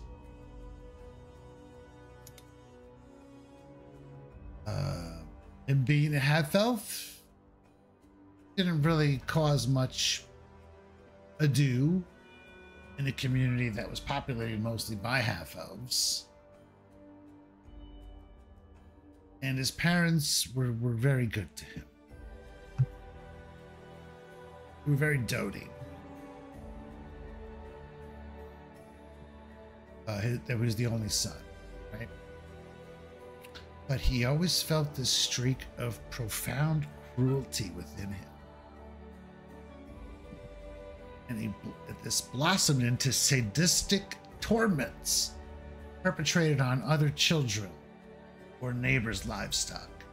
Like he acknowledges the mark upon his soul caused him to commit these sordid acts on, or innocent livestock and other children, even. Very cruel, malicious child.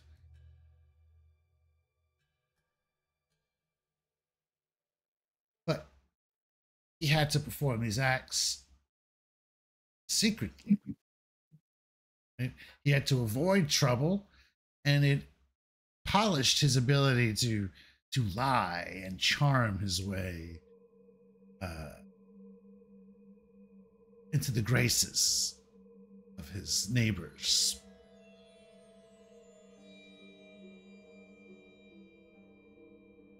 Where he maintained these courtly manners and winning smile, as hiding his gruesome desires that he felt within him. And when he reached the age of majority, he left home. Left his little half-elf community in Kyonin, land of the elves. And he loudly proclaimed, to all of his neighbors to seek his desire, to seek his fortune in the wild frontiers of Erizia. That's where he was headed, or where he told people he was headed. Eli, if I would have mugged this motherfucker if I met him.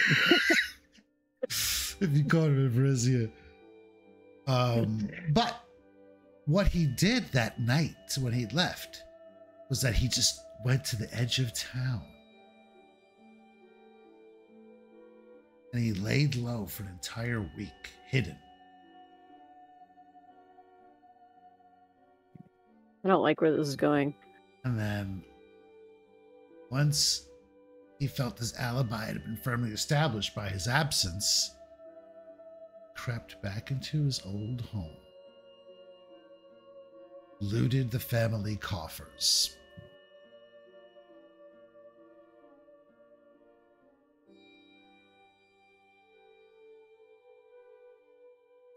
and he caught his parents sleeping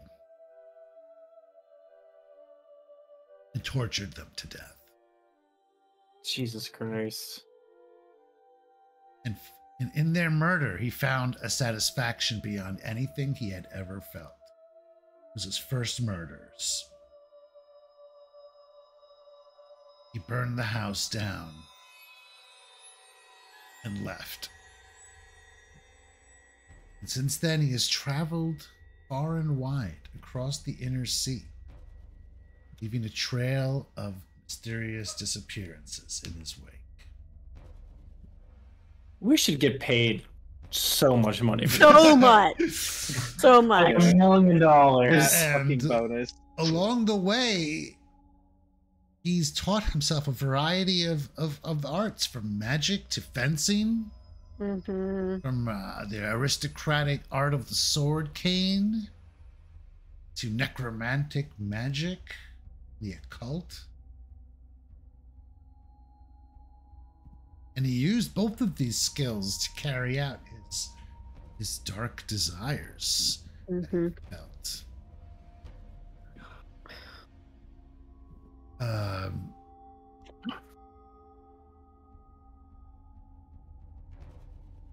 Each time he would arrive in a new city, he used his charm to ingratiate himself into the community, performing some very public-facing jobs. Barber, grocer, those kind of jobs. That gave him the opportunity to make connections with people and scout them out to be potential victims.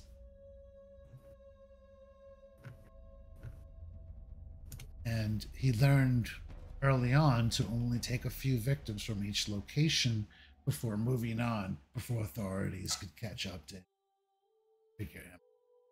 Mm-hmm. But eventually, he grew tired of this traveling. Set his sights city at the center of the world. Absalom. A city so large that he could perhaps at last put down roots while continuing to perform his deeds so necessary.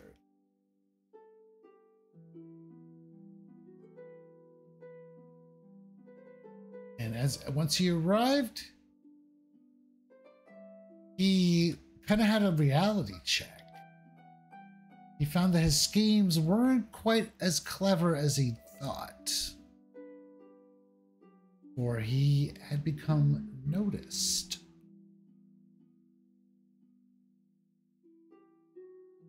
Right? I mean, he was probably hopping from town to town and disappearing before anyone could really notice, probably going to towns and villages that had never experienced anything like this. Here he is in a city, Absalom. Suddenly, he's in a much larger pond. He is a very small fish in this pond, he realizes. And his murderous activities soon draw the attention of others. Of what? Entities. Man, It wasn't the authorities. Go ahead. Serve, I think you did a great job of building him up. Like, he tied into like our second day of finding that kid and we didn't notice it. And like, I fully believe that this kid was annoying as shit.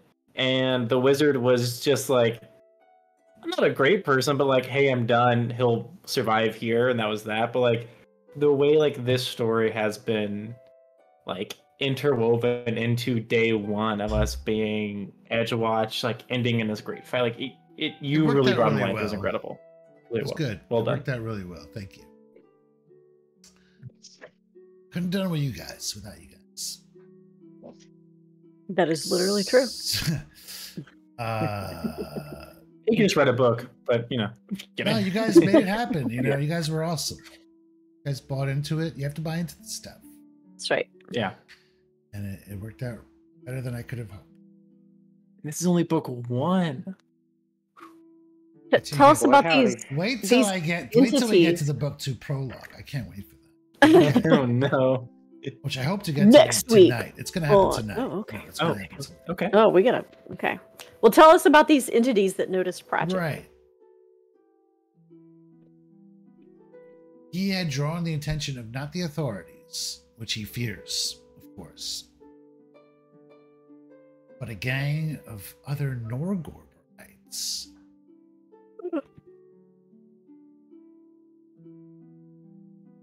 Run by a powerful figure known as the Skinner. Oh. Skinner? I don't like that. At first, he was completely overjoyed. He had found others like him.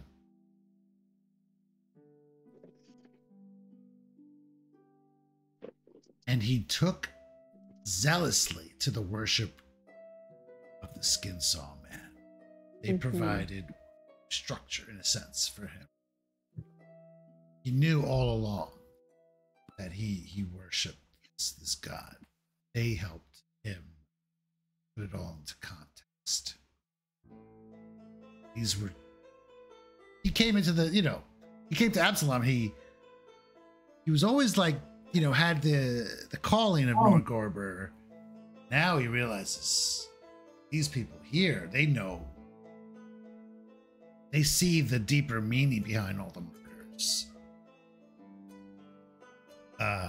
And these people, yes, and he took zealously to the worship of the Skinsaw Man, as he is known, aiding the group with ritualistic killings. It's great, but then eventually he grew bored. He grew bored of this. He admits his ego. Chafed at the idea of working for others. He wanted to control his own destiny. And he found their methods to be too restrictive and unimaginative. As their leaders, like the Skinner, were too concerned with discretion to attempt the bold schemes capable of satisfying his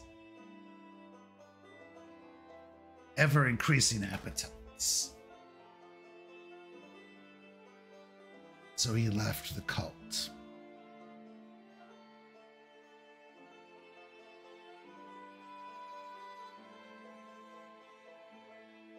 But he remained in the city.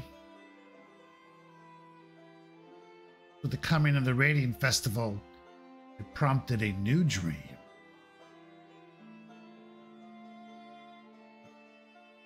He claims it came to him in a vision, in a dream, perhaps from the Reaper himself. Murderous hotel of his own design, funded with the family fortune that he had stolen from his murdered parents, and the wealth that he has accumulated from his victims. Here in this hotel, he could prey exclusively on travelers,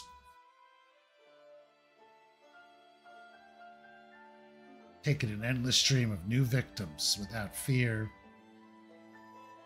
the authorities notice.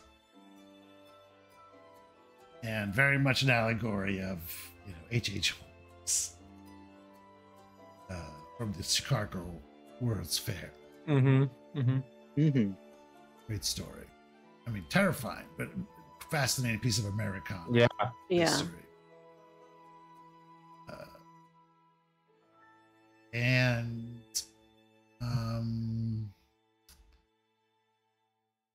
Yeah, and then he kind of writes on how he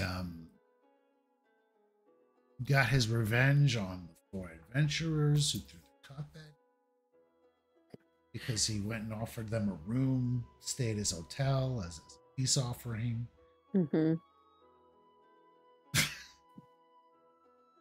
Fully intent on murdering them. A rest in peace offering. Skinning them, yeah.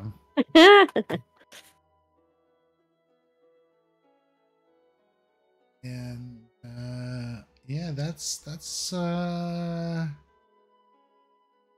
man, that's what's in the journal. Yeah, it doesn't mention Rel so much. This is more like a testament to his life and history. Like, it's all about him. He's very egotistical. Here's a question: do we get any more information out of it if we exfoliate? What about moisturizing? Yeah, we'll moisturize and exfoliate. So there are the bits that you do learn about, that there is, an active Norgoberite cult. That's not surprising. Yeah. But the Skinner feels like a very important name we should be aware of. But there is someone There are called thieves in the city of Absalom. Skinner, and there is a heist being planned at one of the banks during the Radiant Parade, which is in 3 days. So that has drawn some consternation from Alo, who will report this to Lieutenant. Whatever happened to burn after reading? Yeah. Okay. So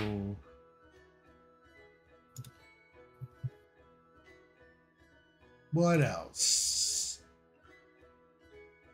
Some heavy stuff. It just really is. Yeah.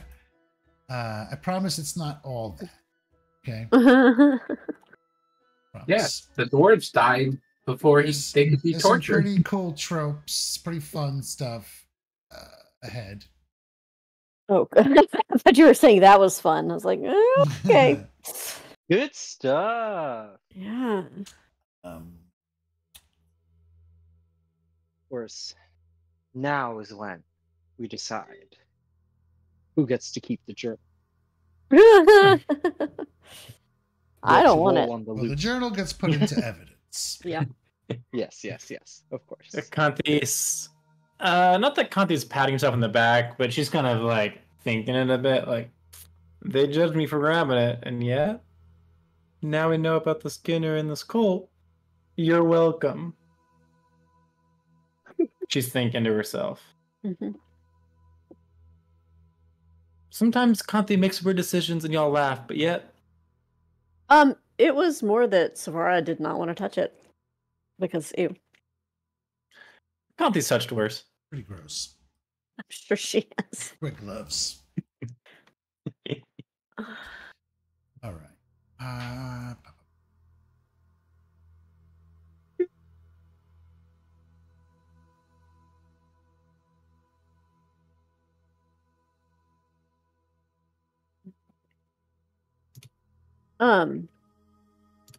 Is this a good time to take like a 2-minute? You want to take a 2-minute break? Yeah, let's do that. Break. Let's take Jump a into 2-minute break. Stuff. Okay, be right back.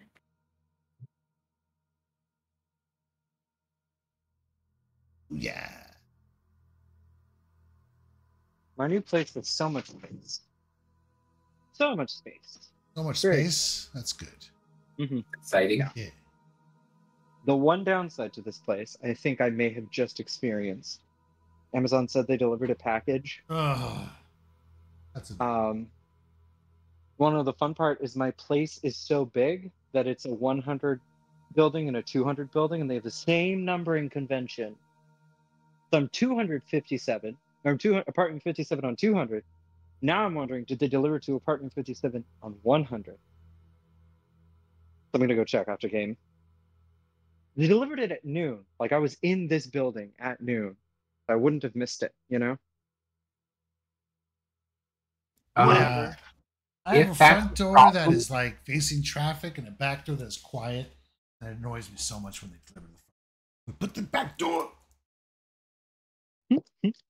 What's up, Randy? I was going to say, if that's a repeated problem, you can just have them send it to a locker.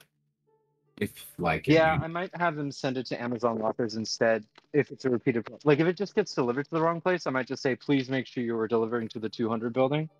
If it's a porch pirate thing, I mean, I don't want to get a ring. Yeah. But, like, maybe I get a ring doorbell. I know porch pirates don't care, but then at least I'd be able to verify it. You know what they say, though? If you want you gotta put a ring on it. Damn, you right, though. Hello. You right, though. Hey, Sirzal. How's it going? Hello. I need that desk set up.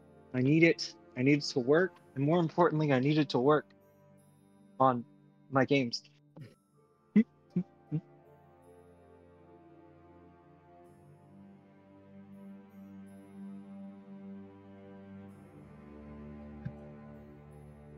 What a man. What a I man. love Kanti and I'm very excited. Yeah, hell yeah. Level 4 is exciting.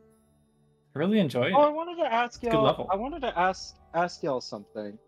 I have two abilities that are very similar in fluff, but they do different things. And maybe, like, if this isn't too much of an explanation, I can post it. But I kind of wanted to know your player opinions over what you think would be better.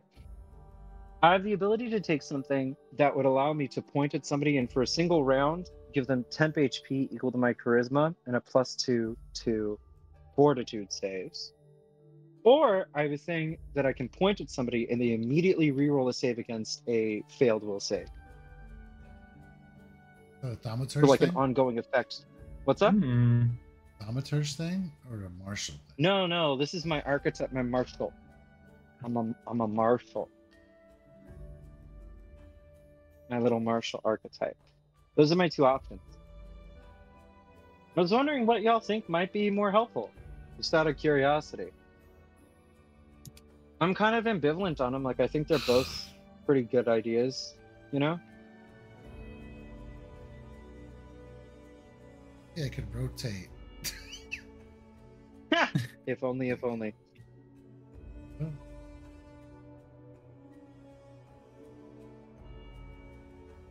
Any thoughts? Can you post them? I was reading my abilities something else. Making sure I got Yes, everything correct. I can post them. Or you can say it again. Now I'm fully paying attention to you. It's okay, it's okay, it's okay. I have Snap Out of It and Steal Yourself. They're both a single action. They're essentially two different vibes over what I can save y'all from. Mental stuff or physical stuff. I would vote mental. I feel like that's been like the fear effects. Read the physical. Read it. Read the physical one. You're going to want to. I was going to say, I feel like Gwendolyn would like the physical one because, you know, maybe it wouldn't die.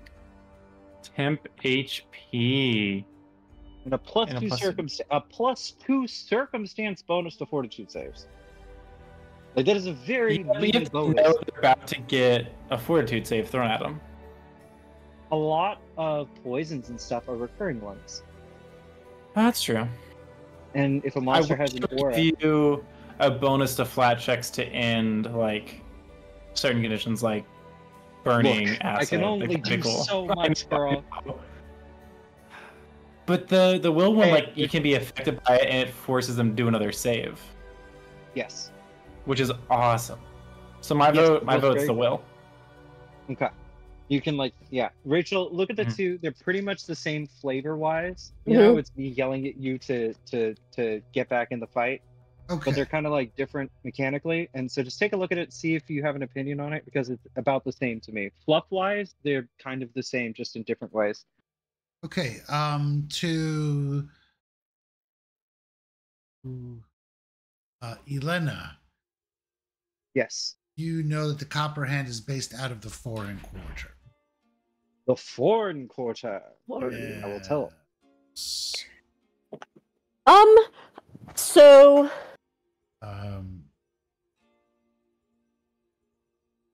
The. Conthi. You could just post it in Discord. Yeah. You might not recognize the symbol, but you've heard of the Copper Hand from your experience working in the Foreign Quarter. Or living in the Foreign Quarter, right? Or studying in the Yeah, my background never gives me a boost to Yeah, they're like a street gang. Is what they apparently are planning some sort of bank heist.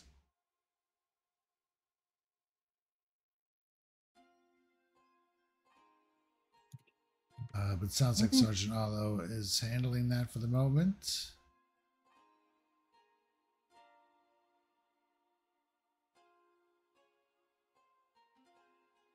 Okay.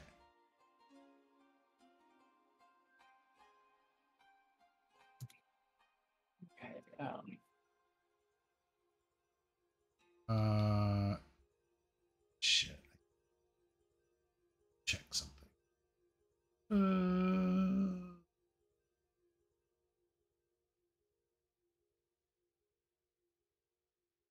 So, but it seems to be taken care of by someone else. That probably means we're gonna have to take care of it in like 3 to 4 business days. Yeah. Yes. Based on the other Edgewatch members. Okay, so why don't we roll for the paperwork. Legal lore. Yeah, man, let's do that shit. Let's roll for paperwork, baby. Go paperwork. Okay. There's roll for combat, and there's roll for paperwork. I will attempt to aid. Is aid a hidden check? No. It can't be, or else we wouldn't know. Neither of them are hidden. Mhm. As far as the... God damn it, stop writing on the paperwork, Killen. Oh my God. This is a dumb thing to Fair point. reroll. I'm not. No, it's not. Do you Not get a helping. penalty? Not helping. Do you get a penalty for it? I think Yes. so, yeah. On a critical failure, yes. Yes. Okay, I will reroll. Use a hero point. No, you cannot use a hero point on downtime activities. Oh, this is a Oh. real pity. Too late. Sorry. All right. Is society the aid check? Or I've been or was rolling legal lore, but I don't know what he would. No, want to I use have aid. society. I don't have legal lore. That's why I'm rolling. It's okay. You can Society still roll makes- society, though. Yeah. Okay. Okay, so The lowers have just lower DCs. You know. Yeah. all right, so I'm adding in sorry. a -1 circumstance bonus. Sorry. Give yourself that hero point back. Yeah, I give yourself a did. hero point back. Okay. I did. Okay. Nice. 3 is Okay. not bad. Midland. All right. So you Right. file the report. It's a big one. It's a big one. Yeah. Mother of all reports. Let me check the DC. 24. Just say Conte wouldn't DC aid you in this 14, paperwork. I'm gonna be upset. It was a DC 20 check. Okay, so it didn't matter. Okay. It didn't matter. That's good. Savara successfully slapped your Saying hand that away before you can mess it up was too much. 14. And it's not like you can fail these checks. It's just a matter of the degree of success. Yeah. How much can you squeeze out of the Mhm. A coffer? gripping tail. Yeah. We It's take the more quartermaster and shake. You know, like, did you keep good receipts? All that shit. So. Yeah, do we have to pay for a room? Yeah.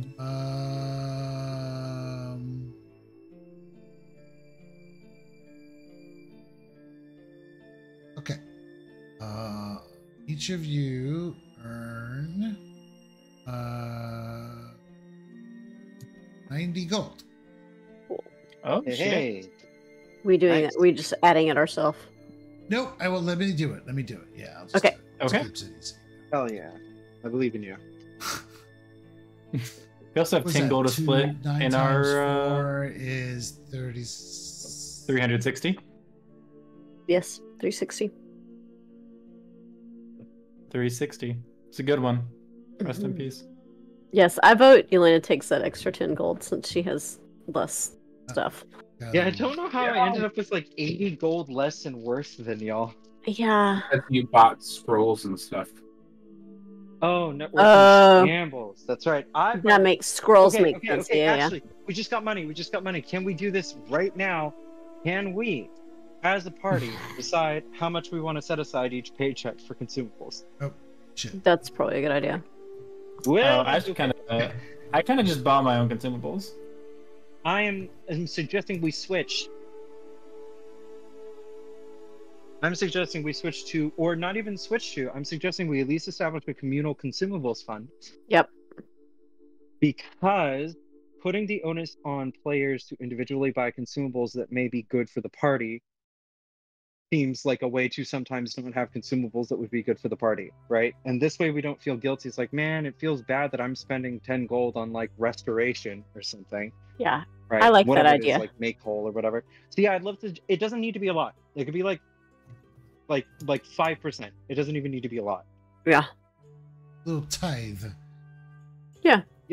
Sure. You don't throw like Yeah, 10 gold. 10%.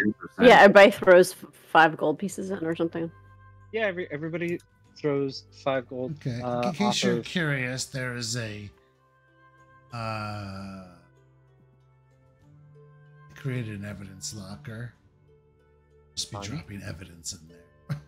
as Oh, I see. you guys collect. Oh, it. good. Kind Yeah, of a- yeah, yeah. Kind of a trophy haul Campaign. of sorts. I like that. Ooh, I Oh, like yeah. it. Yeah, I'm removing 5 gold off of my sheet. Remove value, not specific type. I'm going to throw it back into the stat. Yeah. Yeah, that's cool. Just put it in. Can we add money to stash? Yeah. The stash has money, and it also has a place for loot. I just don't know if we can Right, add but how money do you to the add? stash. You just drag it. Sure, how you do it from your end. You can do Irv items, but you might can't have do to do money. I could create an item that says 5 gold and move it over. Yeah. No, that's silly. Sir, could you add 20 gold to the stash? Actually, no. Actually, this is I have an idea. I have an idea. Hold on. Yeah. I can do this. What I'm gonna do is I'm gonna make a new treasure. I'm gonna edit that treasure. It is going to say communal consumables fund, right? Yep. Communal consumables. If you go I'll to throw in my. if you I'll go throw to in my area, you can just drag over. Oh, I can create another thing. Let me just do that. Consumable. That's it. That's the answer. Hold on. This will be easy. Yeah. She just made one. Consumables. Wait, can you create a character? Well, I created the treasure item. I don't know that I can edit it anymore, but I created it. You know, like it's it's in a the treasure it's in the stash. item? No. I'm gonna create an actor. Okay, I won't do that. That Create will a act person. as loot. Okay. Yeah, and we just like drag the Yeah. money onto the. Just call it loot. God. Or, Could make the guard dog have loot on him. As consumables, and I'm gonna give everyone ownership of it. perfect. Oh. Sweet. Huzzah. Okay, I'm gonna Change add that my 5 guy. gold. Okay. Cool. Yeah. Yeah, it's like it's 5 gold, Same. and I feel like that isn't too bad. But you know what we get? We get 20 gold worth to use on consumables, Yes. Exactly. which is pretty good so far as consumables are concerned at this level. And I figure the more and more we get paid, the more and more those consumables will go forward. Mm-hmm. Are we including like healing potions and shit in that? Yeah, That's consumable, healing right? potions. Or Yeah, what healing consumables It's potions a are they? consumable. Well, I Yeah, think thankfully just healing talking about. potions are half. Yeah. Like healing potions, scrolls, things like spell cards, if we need them, Antidote. elixirs, antidotes, like that. And because the watch sells at half off, I figure our money goes a little bit farther. You Yeah. know? Mm-hmm. I'm just wondering if I should take a gold back out for the 2 elixirs I bought earlier. Well, no, I mean, let's do moving. Or did you buy them today? yeah. Okay, yeah, I'd say you can take them out if those are intended to be for communal use. I mean, if you specifically want some kind of like mutagen or something for you yourself, Savara, then go ahead. Okay. I bought a stabilizing. Let's just say, just going forward, we'll use it because I don't want to mess with. I swear to God, if you guys drink my milk again, But you can still get your own consumables.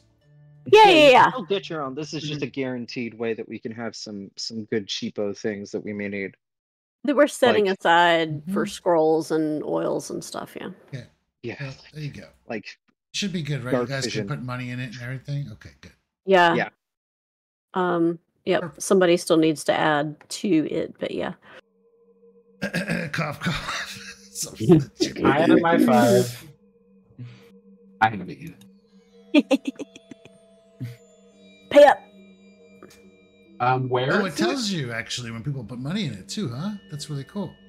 Or does it not? No. No, it doesn't. Is it under the actors? It is under. Yeah. Under campaign. Actors, under campaign. Yeah. I have a folder for campaign. It was under the. Yeah, it was under the thing, so I didn't see that. Maybe one day I'll be able to afford you, my beloved. You know, it was in the campaign folder. This guy. Oh. That guy. Oh, I'm thinking of picking up a crushing rune for my glove or my wraps. Isn't crushing uncommon? Crushing is good. Yeah, I mean, I talk about it, but like it's on my list. What? Mm-hmm. Or it's just my cat is just walking around and yelling. I know y'all can't hear it, but I want you to know it's very cute and a little obnoxious. Mom, I'm in a new place. That sounds like a cat. Yes, it is uncommon, so do keep that in mind. Mm-hmm. Uncommon items will need to be discovered through special circumstances. My boyfriend I'm gonna go to the black market. At least 1 hour of RP. per item. For every 1 hour of RP, we get an uncommon item. Exactly. We can trade a hero point for an uncommon item. Okay, so obviously we don't have much time left, but next session I think I'd like to touch a little bit about what's going on in each character's private, not private, but spotlight moments. Maybe, perhaps. You don't have to do it. There's nothing. But if there's something you want to do, I think this would be a good opportunity to do it. I know I've talked to, some of you have already mentioned stuff. It's great. I have, which is good for me. Obviously, I want to know so I can prepare somewhat of a stage, so to speak. But most of it's going to be, we'll just play it out. Which I love doing. I love the improv. So put some thought into anything there. And like I said, we can do flashbacks of stuff that may have happened that I kind of fast forwarded a lot. Into the next day with the big celebration. But if there was something in between that, before we jump back into the present moment, you want it to play out. How much time are we going to have in between how much time will have passed in between, getting out of the inn and whatever happens next? Well, we're going to play it where it's right after you guys are done sorting through the evidence, and then we'll take it from there. You're going to get, maybe a couple, 2 days off. Right. Well, that's what I was wondering, because, my scene would be... Yeah. It would have to happen. Alo is going to start looking into the copper hand. He's like, you guys have done enough for now. We have other people that can take care of this. He's got contacts out in the foreign quarter. What happened to Hendred? If there's something that, with the foreign quarter that Conthi wants to do, maybe regarding this, maybe if she wants to take part in some of the investigations that are going on about discovering the copper hand, that could happen. I don't know, because there's a tie-in with Conthi and the quarter. This is something you can, or you just do something else for those days, Yeah, I have a pretty Pratchett is in custody, and the information is being considered, and he is going to be sentenced. There's no trial. He's not claiming innocence. As far as you know. Yeah, but we have his book. Yeah. The evidence is quite substantial, and his ego, he wants to be, he's not hiding who he is right now. He feels in his last days that he's going to make as much noise as possible. And hopefully his name will be spoken of. I'm going to make sure I always refer to him in public as Cratchit. Yeah. Just to see if I can mess up his name for everyone. There you go.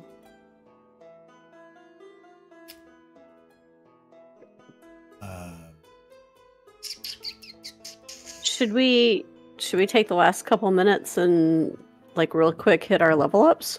Yeah. So I want to know what everybody got. It's 8 p.m. and 104 degrees outside. Level 4. Level 4 is pretty cool. Big level, yeah, good level, nice even level. What do we got here? What did Savara? Savara? Yeah, what happened with her? How has she grown? So she On the investigator side of things, took detective's readiness. Here, I guess I can post them. Basically, when I'm pursuing a lead, I can take the bonus on saving throws against that lead. So in addition to other bonuses that I already get from it. Okay. I can also use my clue in. That's something that I don't think we've seen that much of. It's No, and I've realized that, like, I was kind of thinking about it wrong.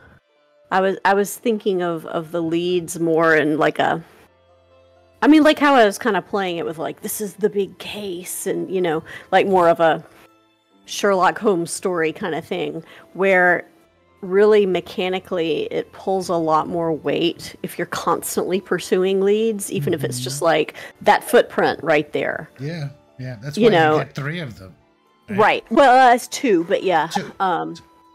But yeah, and you can change them. Yeah, it doesn't take much to change them. It's like 10 minutes, right? Yeah. So you can have up to 2, and then, but you can't, without feats, you can't, once you drop one, you can't go back to it that day. That specific one. Yeah, that specific one, though. Again, they're feat silly. But yeah, I plan to, now that I have a better idea of kind of how that's meant to work, to be using that a lot more. Right.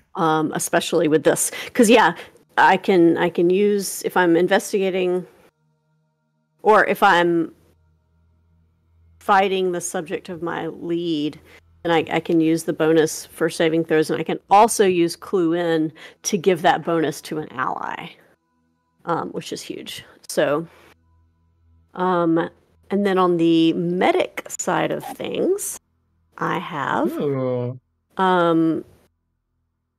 Doctor's Visitation. Oh, that's which a classic. Is a love. Good. It's a little action condenser. Yeah. It lets me stride and battle medicine for 1 action, that is so good. Nice. So good. Or stride and administer first aid or treat a condition for 2 actions. So basically, it's a free move when I'm using one of those things. Speaking of treat condition, I now can treat an adjacent creature in an attempt to reduce clumsy, enfeebled, or sickened. And as we go on, I'll be able to add additional conditions to that list. So, yep. And that's what I was saying, Ash, about like with your aura options. The first one may or may not, I don't know. It seemed like there was a little bit more overlap with that first option and the treat condition, so maybe the second one would be better, but I don't. Up to you. Yep, I figure I'm going to have to figure out by the time my name gets called. So I'm trying desperately to figure it. The frightened thing also sounds really cool, though. We can skip you for now. Just a sec. Okay, Wendolyn. Yeah, skip me for a sec. What about Wendolyn? Tell us what you want us to know. Wendolyn. Give away all the secrets. Wendolyn has learned a new song, which helps you feel a lot better. Oh. Healing him because she's tired of everyone almost being dead, including herself. Yeah, it's fair. I'm getting bullied by my boyfriend for being a healer now. Why are you getting bullied? Healers are like the top of the apex of the pyramid. Yeah. Right. We're the best of the best of the best.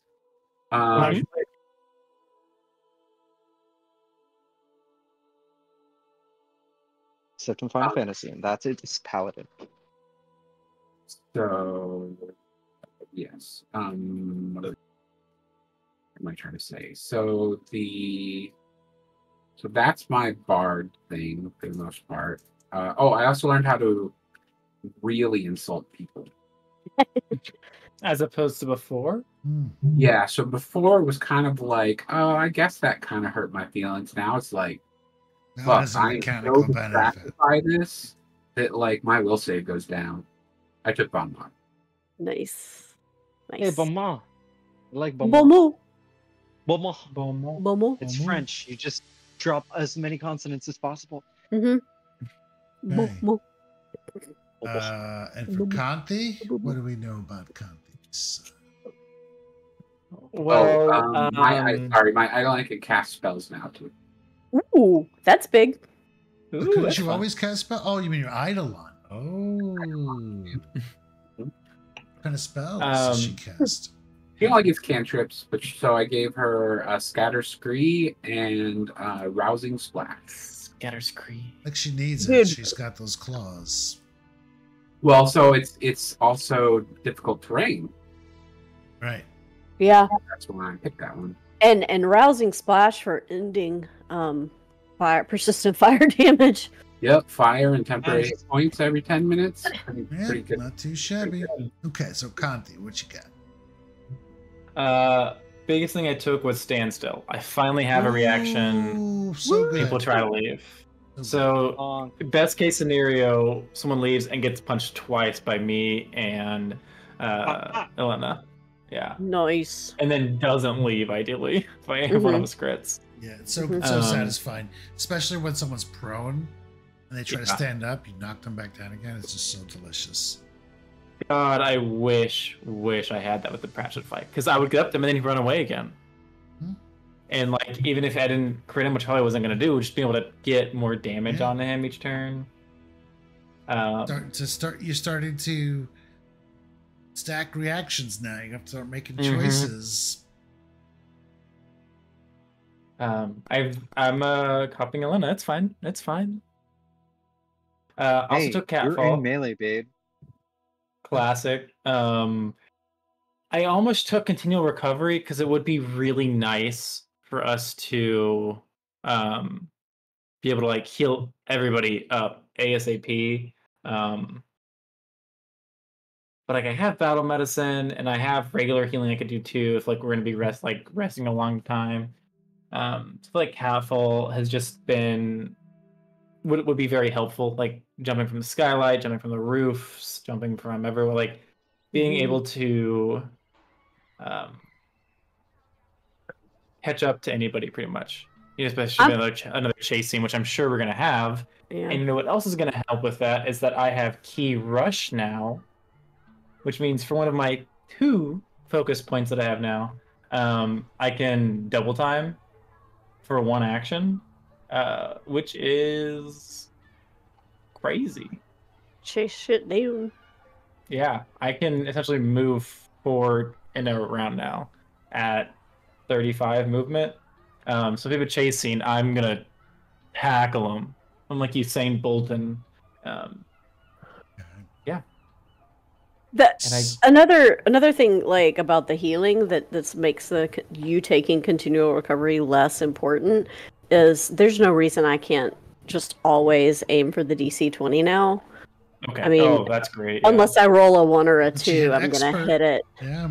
Yeah, I have expert medicine now, so. It's big. Yep.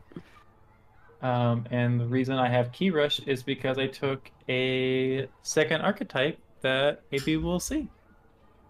Hey. Okay, any of that? Yeah, I'm excited. Still need time? If it's fine if you don't. If you do. Can I decide by next week? Yep. Okay. Okay. Maybe I'll do the book 2 intro. Yeah. How do you feel about that? Is that a question? Yeah. Yeah. Go for it. Do it. You won't. I gotta find it. Had it. Where'd it go?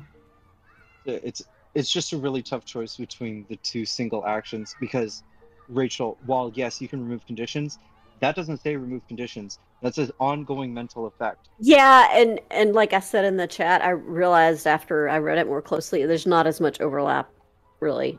So. Yeah, and like that could be like a fear effect, but it also could be things that are just, it's a will save, right? Mm-hmm. Yeah. Who's affected by a mental effect that allowed a will save and has a duration.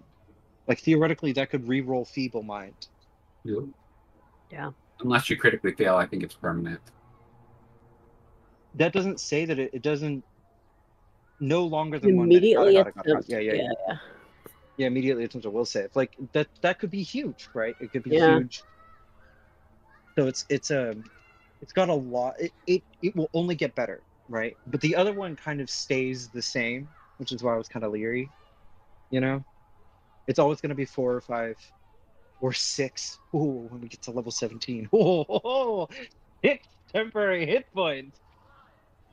I mean, I think the frightened one is cool too, but it might not be as thematically appropriate.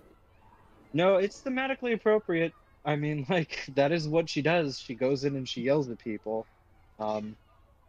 Yeah, but it would be given that bonus to everybody. Yeah. Mm-hmm. Yes.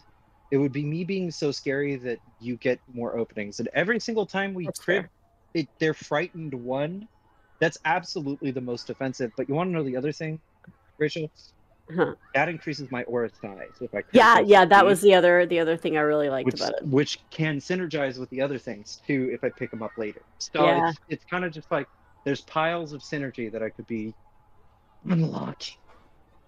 6 levels from now, you'll have them all. Well, they'll be even better things. 6 level, there'll be better options by 6 levels, I promise. Yep.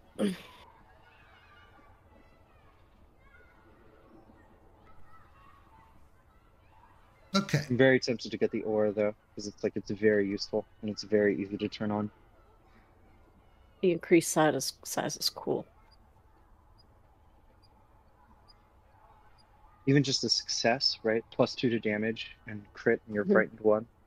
Mm-hmm. Really good. All right, so book 2 prologue. We go. Go. Notes up. Prepare yourselves. Damn. We open the scene.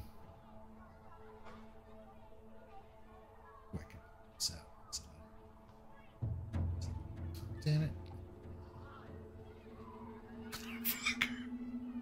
Hold on. You okay? I tried to use a pop out, but it didn't work. So it fucked everything up. Okay.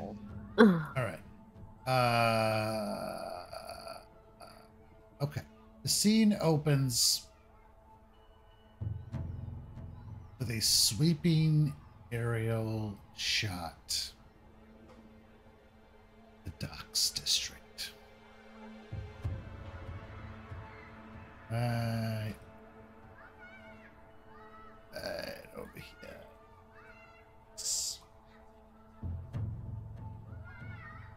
You hear the sound of ship bells, children playing, dock hands working.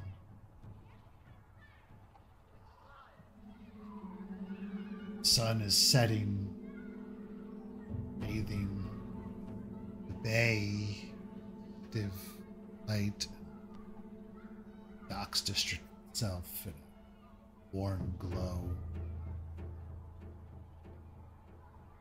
Camera descends, weaves through the narrow streets. Cobblestone streets zip by till it finds this quaint little butchery nestled between 2 aging buildings.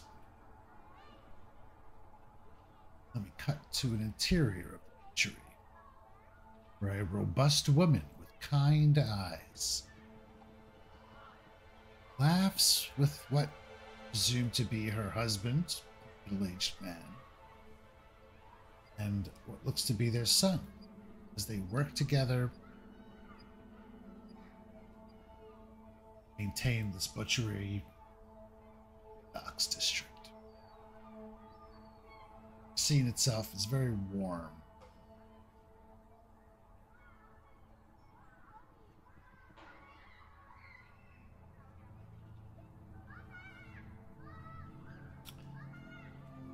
Once This woman was the lifeblood of her family's humble butchery. A matriarch, known for her stern but mirthful nature.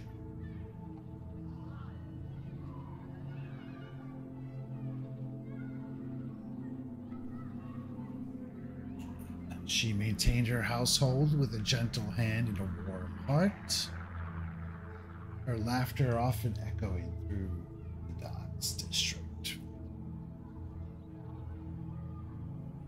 Destiny can be cruel. And when the Fiend Flesh siege of just 3 years ago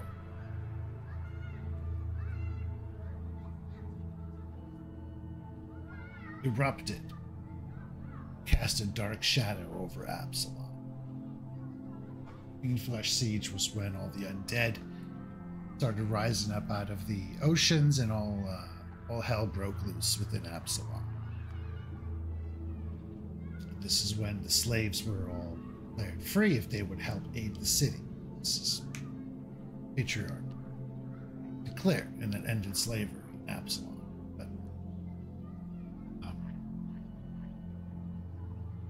Many Absalomians died that night.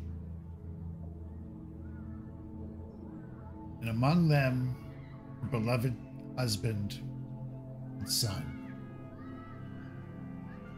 fell to the undead invaders, leaving this woman's world shattered. And we see images of the chaotic montage of what this siege entailed. Undead roaming through the streets, masked marauders trying to take control of the city.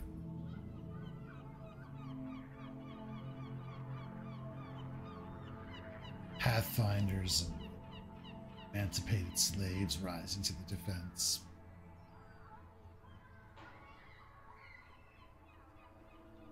Flames, screams, clashing of steel. And then we see this woman, the butcher's face.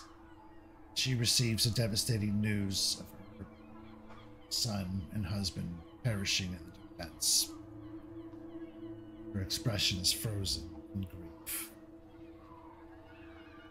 Now she is grief-stricken and alone. She retreats into the depths of her sorrow. Friends and neighbors who once basked in her warmth found only a cold, desolate shell. Her business withering under the weight of her despair. I told you things were going to get more cheery.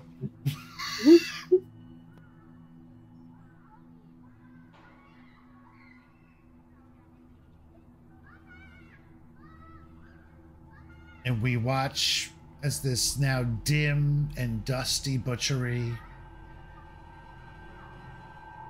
this woman, her movements slow and heavy, vibrancy gone, replaced by a shadow of her former self.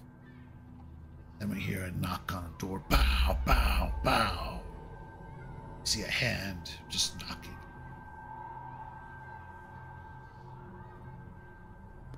Tax collector came to her door, demanding a debt she could not pay.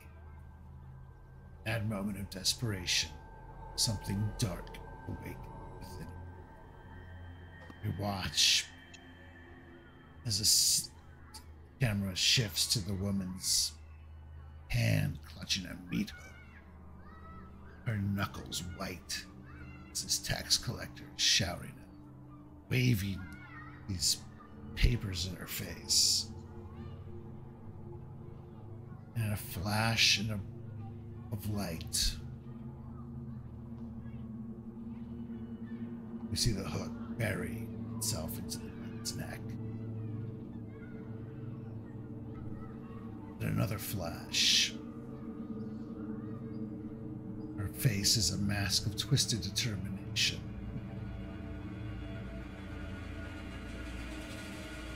Another flash as moments pass. She raises.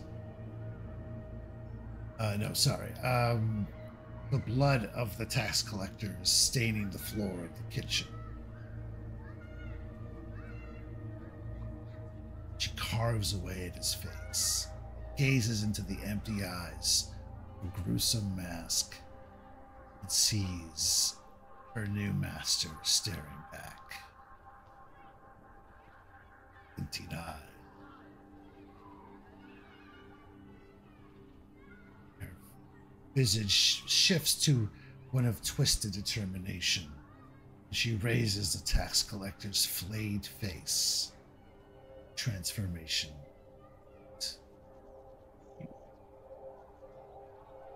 Guided by the whispers of her newfound patron,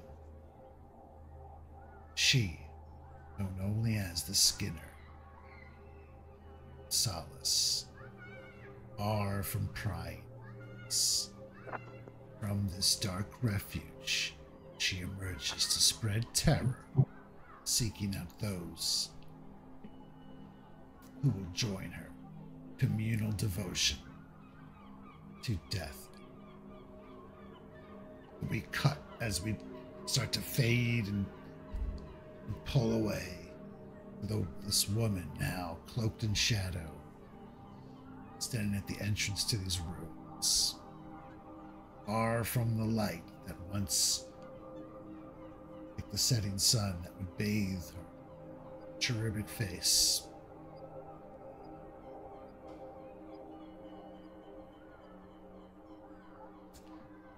Title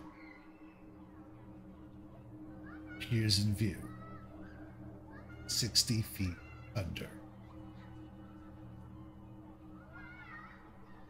Years and fears, is that what you said? 60 feet under. Years for fears, yeah. Cheers for fears. Cheers for fears. And that's where we will end tonight and begin book 2. Okay. Hell yeah, baby. Hi. Back at it again. Hell yeah. Rad. Yeah. I'll Feels do good. I'll do my level up. I picked Snap out of it. I did it. I picked the will save one. My skill feat is Titan Wrestler. Because I'm gonna do it. I'm gonna wrestle. I'm gonna Step wrestle. out of it. You just gotta slap people when you say that. Auntie? Yeah. Wow. I want to grab both your shoulders and shake the baby. Anyway. Wasn't yeah. the Fiend Flesh, wasn't that the big Pathfinder event? society thing? Yeah, where I think so, yeah. Yeah, like a bunch of tables working together. That was so cool. That was the defense of Absalom. That's Absalom was under siege by an old pact made by a Taldorian navy that once tried to siege Absalom in the very first 1,000 years of Absalom's founding. Taldor so tried nerdy, but the assault it with a navy, and they made a pact that they would return. And this one guy accidentally set off the pact to happen. It was a total accident. Oops. man. PFW, you unlock Gozer from the statue. Yeah, something like that. I don't know the full story, but yeah, it's pretty cool stuff. It's probably so nerdy, or it is very nerdy, but the idea of sitting at a table with 30 other tables, a giant venue, all working together to save Absalom. Yeah, those are shit. Yeah. I mean, I've read them and they sound very interesting. I was gonna say I didn't do the Absalom one, but they have those at a lot of conventions. They're you can only play them at conventions. Yeah. That's cool. Those The only place to find that many nerds. Okay. Yeah. Okay, folks. Although, just so you're aware, technically you can register a convention. Yeah. Online. So you could find 3 or 4. I'm gonna head out then, serve if we're done for the night. Yep. Yeah, same. Okay. And we'll see you next week. Have a good night, folks. Bye. Yeah. Good night, everybody. See you later. Thanks for running. Boop. Yep.